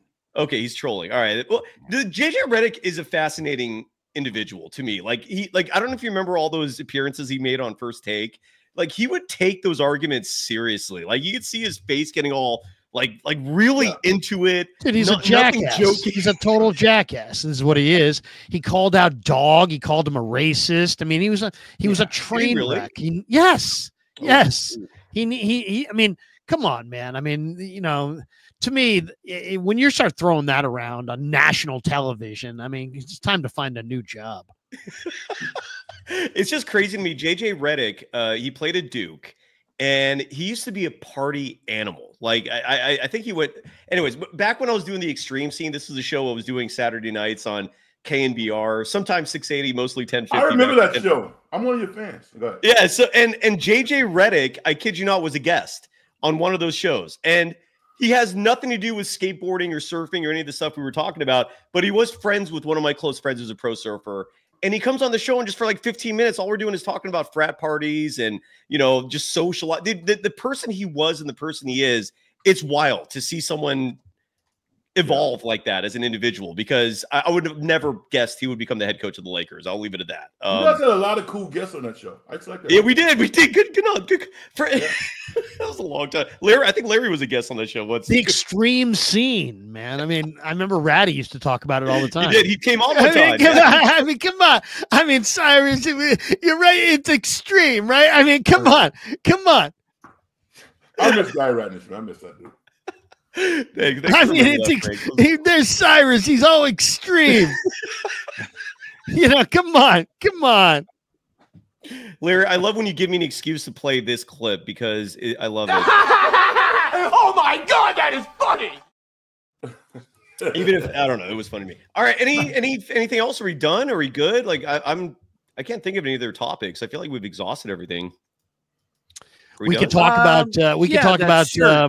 That shirt you got on, Si, the city. I think the Giants City Connect should have taken that theme instead of that stupid clown font that they use. I wouldn't mind hearing your guys' opinion on the big story of the NFL draft, which was Shedeur Sanders being passed over to the 5th round and Stephen A. Smith going off on it. First of all, I don't know about you guys, but if somebody would just gag Stephen A. Smith, I can't listen to Stephen A. Smith. And the fact that Stephen A. Smith thinks that he wants to start transitioning to the political universe, it's like, dude, please stop, please. I mean, the ego on Stephen A. Smith, nobody thinks they're going as good as Stephen A. Smith thinks he's going. But that's fair. But the Shedeur Sanders thing, it's like, guys, can somebody please? I know everybody kisses everybody's ass, and it's just like so ridiculous. But can somebody please, throw a little blame towards Deion Sanders for Shedeur Sanders falling in the draft? I'm sorry. When you're on the record stating that you want to coach your kid, and you're Deion Sanders, you are a coach. It's not like me saying I want to coach my kid. He's a coach. Okay. Why would anybody ever draft your kid knowing that you want to coach him? Why would anybody draft any prospect knowing that some celebrity who also is a coach is going to comment on how he's developed, how he's handled, have an opinion, and then want to coach the team? So that's number one thing that Deion did to Shedeur.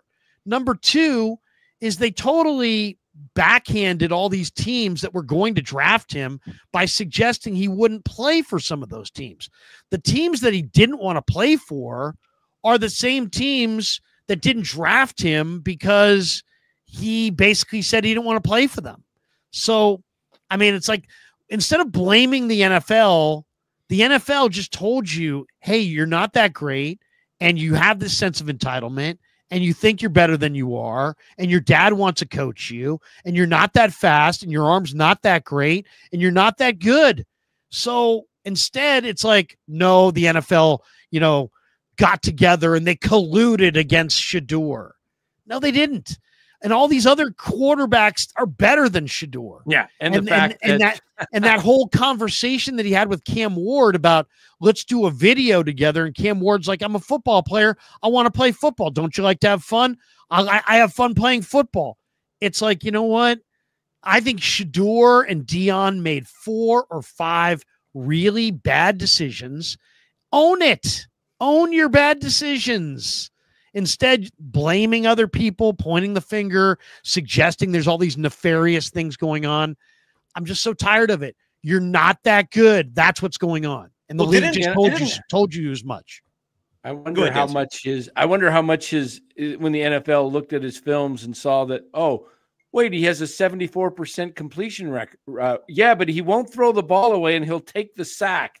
He'll take a ton of sacks so he doesn't throw the ball away and ruin his completion percentage, which is real good for team chemistry. Let me say this, Larry. Everything you get away with it when your dad's the coach. Larry, let me say this. Everything that you said is exactly true. Now, most people who watch these shows and comment don't watch football, Larry. They don't break film down. Yeah. They don't know any nuance. They just see the obvious. They see a guy, 74% completion rate, popular, so on and so forth. Here's the issue that I have. Everything you said is correct, but when people do these shows, they don't want to mention that stuff because, I can't touch that. Everybody knows what's going on the inside. But let's only talk about his physical ability. And then they start breaking his physical ability down to the extent that you think he's a bum. That's bullshit, right? That's not true. He can play quarterback. He made a mess of the entire process, but no one said that except Brian Daboll. Brian Daboll was the only one who publicly came out and said, listen, we sent the guy a package in preparation for the interview, and he botched it. He's the only guy. So if you are a football novice and you're just watching this stuff on the periphery, you're saying, why is this guy drafted in the 5th round? Because the people who are talking on television, on radio, and all these other stuff, they're not giving the full story about what transpired. That's wrong. I wish there was more courage from that perspective because you're not wrong. You're right. But they don't talk about why he dropped. He dropped because he screwed the process up. They never talked about that, and that bothered me. Yeah, I feel like if Dion is like to get any blame, it's almost like if I was Shedeur, like I'd be maybe a little mad at Dion because Dion made Shedeur feel like he was like Caleb Williams. Like Deion Sanders had his son believing like you're going to be a 1st-round pick at the very worst. Like Tomlin's going to take you at 21 and you're going to go to the Steelers. You will be a 1st-round pick. And he basically acted that way. Didn't go to the combine, didn't throw at his pro day, all that kind of stuff. Plus like what you're saying with like the interview with Daboll. I mean, I think a lot of teams would have drafted him maybe late 2nd, 3rd round if he came in. Because when you're drafting there, you're like, okay, maybe this guy turns into a starter. But at the very least, we'd love to draft him as a developmental backup. And it's like the job description for a backup is completely different than a starter. The job description for a backup is a guy who goes into the interviews fully prepped and ready to go and is just like a team guy. And you get him in the building, he's going to help the other dudes. But like, so that's kind of my take on it. It's also much ado about nothing, to be completely honest, because the bottom line is, if he had been drafted in the 3rd round, what would he have gotten? He would, or in the 1st round even, he would have gotten more money and he would have been in somebody's camp with an opportunity to make a team.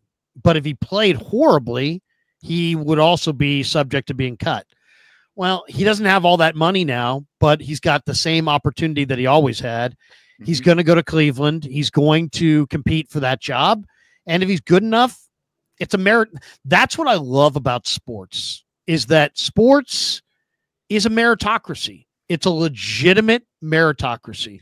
If he's good enough, it doesn't matter what I think or anybody else thinks, he's going to make it. If he's not good enough, it doesn't matter how much anybody talks him up. It's not going to matter. So it's the ultimate meritocracy. There's no concern. And the people that are talking endlessly about how this is like something's awful happened here, nothing's happened. He's lost some money, but nothing's happened. He's getting an opportunity. He's going to get an opportunity. If he takes advantage of that opportunity and he's good, he's going to be handsomely rewarded. And if he's great, he's going to be handsomely rewarded beyond his wildest dreams. So it's all still there for him, and nothing anybody says can change the opportunity that he has in front of him. Now it's just a matter of what does he do with that opportunity? But this whole process has cost him a lot of money. A lot of money. Well, I would look.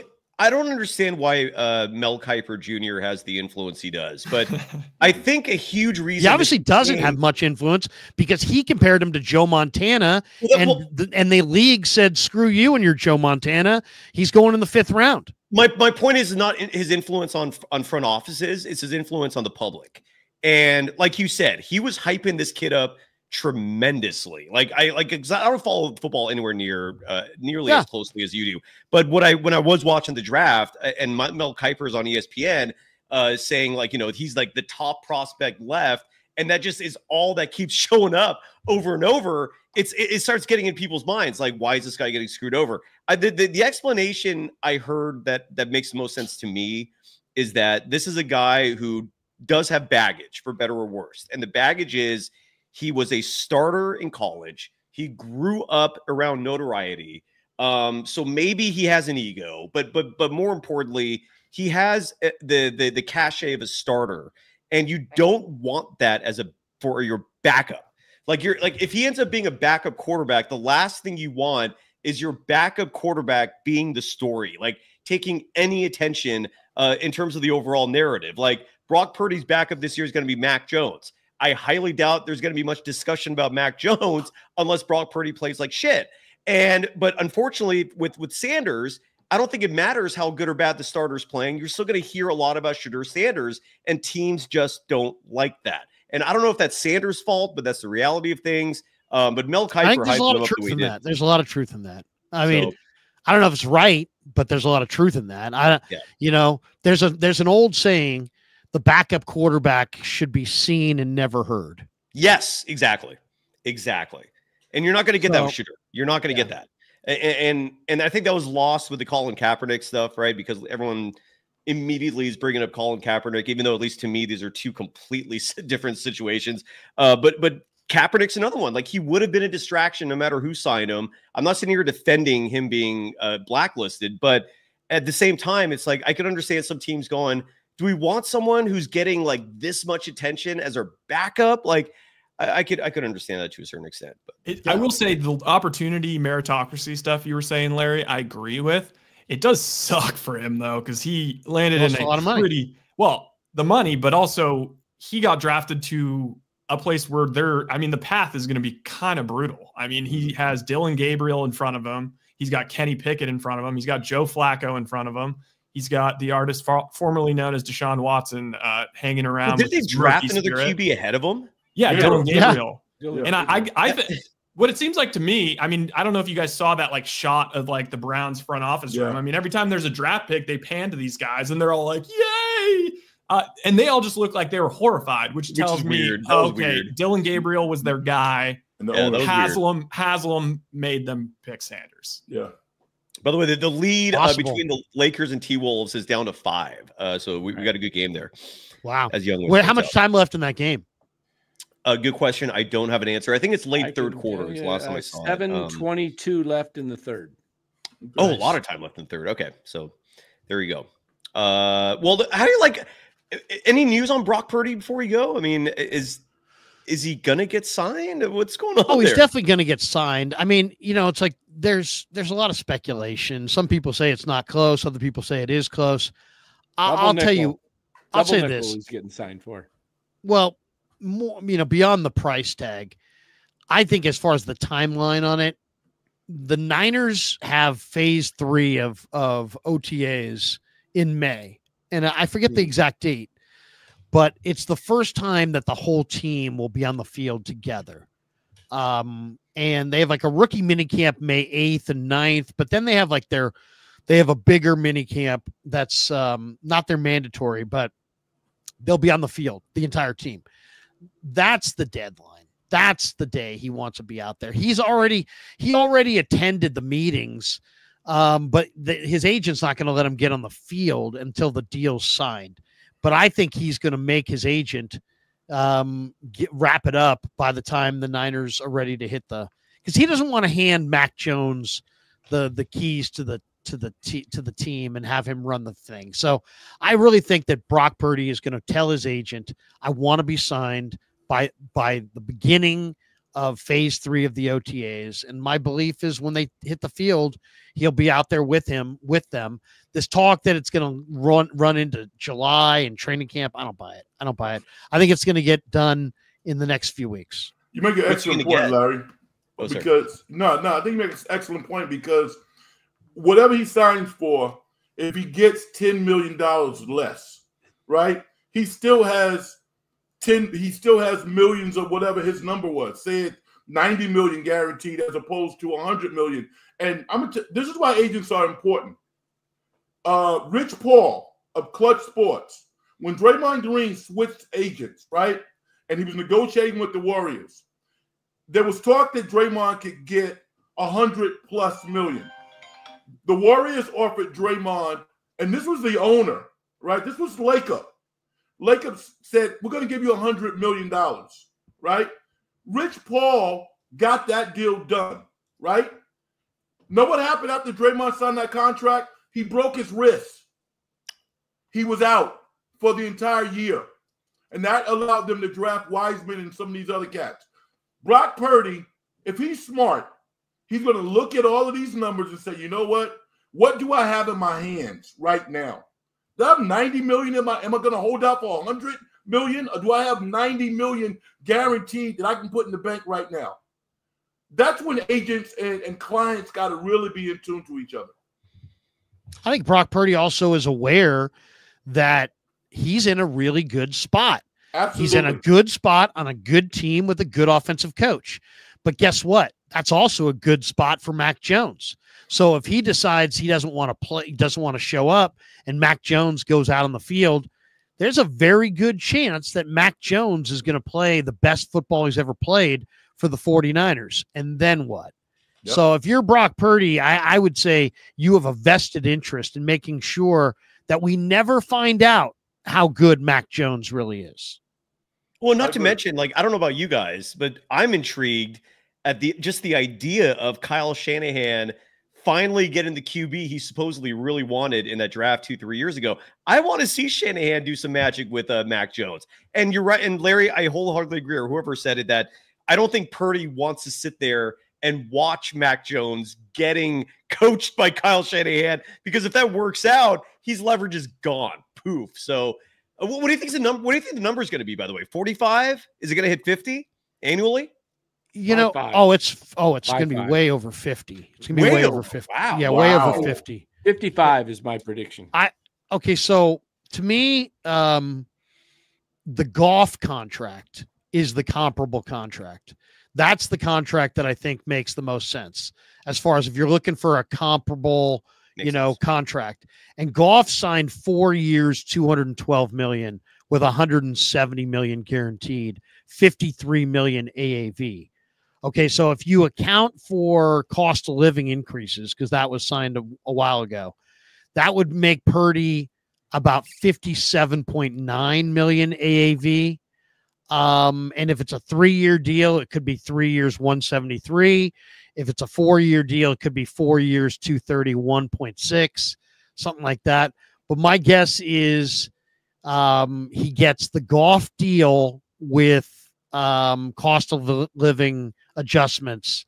And I would say AAV is between 57 and 58. I'm hearing camp that they're asking for average 70, annual value. I'm hearing he's asking for seven. The average annual million. Value is AAV. Yeah. Okay. I'm hearing he's asking for 71 million because of the tariffs. Oh. But they're not going to tell you how much of it is tariff, though. But they're not going to add the tariff tax on the contract. Incredible. Right. Going back like 45 minutes ago, by the way, O'Shea Barton was, in fact, I don't know if you folks remember the chat. I'll show it real fast here. He originally wrote, Curry can't save Steve Kerr's job. Curry is gone for sure. And we were going like, what does that mean? What? It clarified. He followed up and he says, yes, Stephen Curry would want to be traded to a contender if the team decides to move on from Steve Kerr. It's funny. I looked at this one day. I looked at the entire league and I looked at what Steph's making, and I'm looking at where could, if they were going to cross this bridge of moving Steph Curry, where could he go? And the funny thing about it is there's nowhere for him to go. Really, as far as, because he makes so much money, right? And it takes a certain kind of a contract. The one team that absolutely could be a fit for him is the Houston Rockets. Because of Van Vliet. I don't even want to think about Because that. of Van Vliet, because of that Kentucky point guard, because of the big man who can shoot the ball, because of their youth and the pieces they have. If the Warriors decided they were going to move on from Steph Curry, and if Steph Curry gave the thumbs up, and if they literally did make him available and listen to offers, the swollen thumb, or I think they would probably, make some kind of trade. If I was moving Steph Curry, I would probably take the deal from Houston. God, I don't want to trade him. By the way, the Warriors have won 12 quarters this series to 11 for Houston. 1 quarter, the two teams tied, going back to almost 2 hours ago. Okay. So I did the research in case you're curious. So what happens if we lose the series but win the quarters? Do we get to advance? Unfortunately, no. No, it doesn't work that way. No. My understanding is they'd meet about it, think about it, sleep on it, and then say no. So it's a pretty important stat. So this felt like a big show, man. Jesus. A big crowd, man. Good job, everybody. Yeah. Good job. Super Are we chats done? We and all good? that. I love it, man. I think we are good. Yeah. All right. Are we I'll let you guys decide. I can do this for almost every night. So if I'm guessing the audience loved it too. We shall see. Like a rye making it. What's the start time Friday night? That's a good question. I do have the schedule in front of me right here. Currently it says TBD. Let me hit the refresh. It still says TBD. So we don't know at this point. Well, yeah. That means if Minnesota wins, it'll be earlier. Oh, well, if there is a game, game 6 for the T-Wolves, it'll be in Minnesota. So that would be the early game. Correct. So my guess is it'll be a late game. My guess it'd probably be a 7:30. Yeah, I think it's going to be 7 no matter what. I've never seen a Warriors game at home not. Well, maybe there was an exception. I think that with the conference finals, they make it earlier, but I would guess 7 p.m. Yeah, so I think be 9:35. Being that it's a Friday night, they probably would start the Minnesota game at 5 our time, and then I bet you they'd push that back to. No, they probably do what they did tonight. Right, 4:30 and 7. Exactly. Right, I haven't seen Sinners yet. Oh yeah, it's unreal. I saw it on IMAX. Okay, great. All right. So what, Sinners? Yeah, phenomenal. Okay, so good. Accountant 2 is good too. Haven't seen it yet. Yeah, that's good. Good stuff. Yeah, man. Frank. All right. By the way, we're gonna have Warriors against Giants Friday night, huh? Whoa, Dan. Ooh, Dan, that's going to be a tough one for you. They're going to be tugging at your heartstrings, man. Actually, I got a dilemma. It's not really a dilemma. My daughter's graduating from college, so I'm going to that. Yeah. Oh, I thought you were going to say. What's the dilemma? Well, I said it's not really a dilemma. I mean, I'm not going to be able to watch either game unless the graduation is over by. I'm hoping it's over by 8:30. And how devoted are you? I mean, will you go earpiece? Will you sit there like this? Like, yes. Like in the middle of the graduation, they're like, what's going on with that guy over there? Yeah. Will you be that guy that's more devoted to your sports? I'll be very quiet. But I will be able to look what's going on. Sometimes I can look and see with no volume and just kind of look. There you go, Dan. Well, YouTube TV. Graduation on the download speech. Yes. Graduations. How exciting graduations is until your kid comes up. That's all you really care about, right? I always love this one too. Thank you for all attending the graduation. If you guys could wait till the end to applaud for each graduate, we would really appreciate it. Everybody's like, yeah, yep.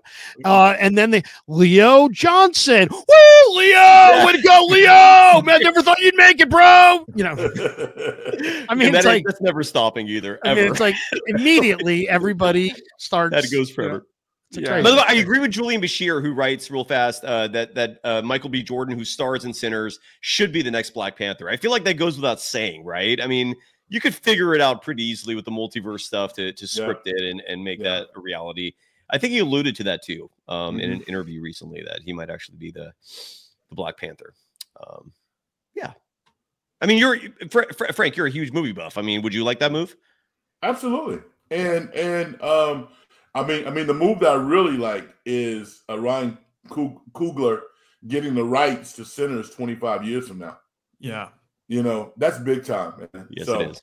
You know, Oakland Zone. That's my goal to be a part of making a movie. You guys know I've written a movie script before. I did not know that. I know you've written music. I didn't know you wrote a movie. Yes. What's there maybe a tiny role in it for Danny? Of course. Yeah, I was just going to ask that. Thanks. Of course. Tiny little cameo. Yeah. I probably should give a title, but the title is Mr. Samuels Meets the Phoenix. Ooh. Yeah. I like that. Yeah, Dan lives in Arizona. I'll play Bill Belichick as the coach and have the 24-year-old girlfriend there, huh? I have a movie script that I've got coming out. It's called The HOA, starring Dan Coachemilio. Hey, I sold my house. I sold it today. You sold your house? The condo. Yeah, right. The one you came down with. It's gone. PMG says shut down today. In Frank's movie. The HOA. You still have that somewhere in your queue, Larry? That was hilarious. Oh, I wish I did. Oh, I see a hole in the roof. Oh. When was I on all these like menopausal sounding sighs. That had to be 2022. That had to be in menopausal size. I love I didn't realize there was problems at the ceiling. Oh my god. It was like a Doug and Wendy Weiner from the SNL back in the day. We don't want to sit in the corner. Do you guys remember Doug and Wendy Weiner? Classic. SNL. All right. Are we good? Are we done? We're good. We're good, everybody. We'll see you soon. Thank you.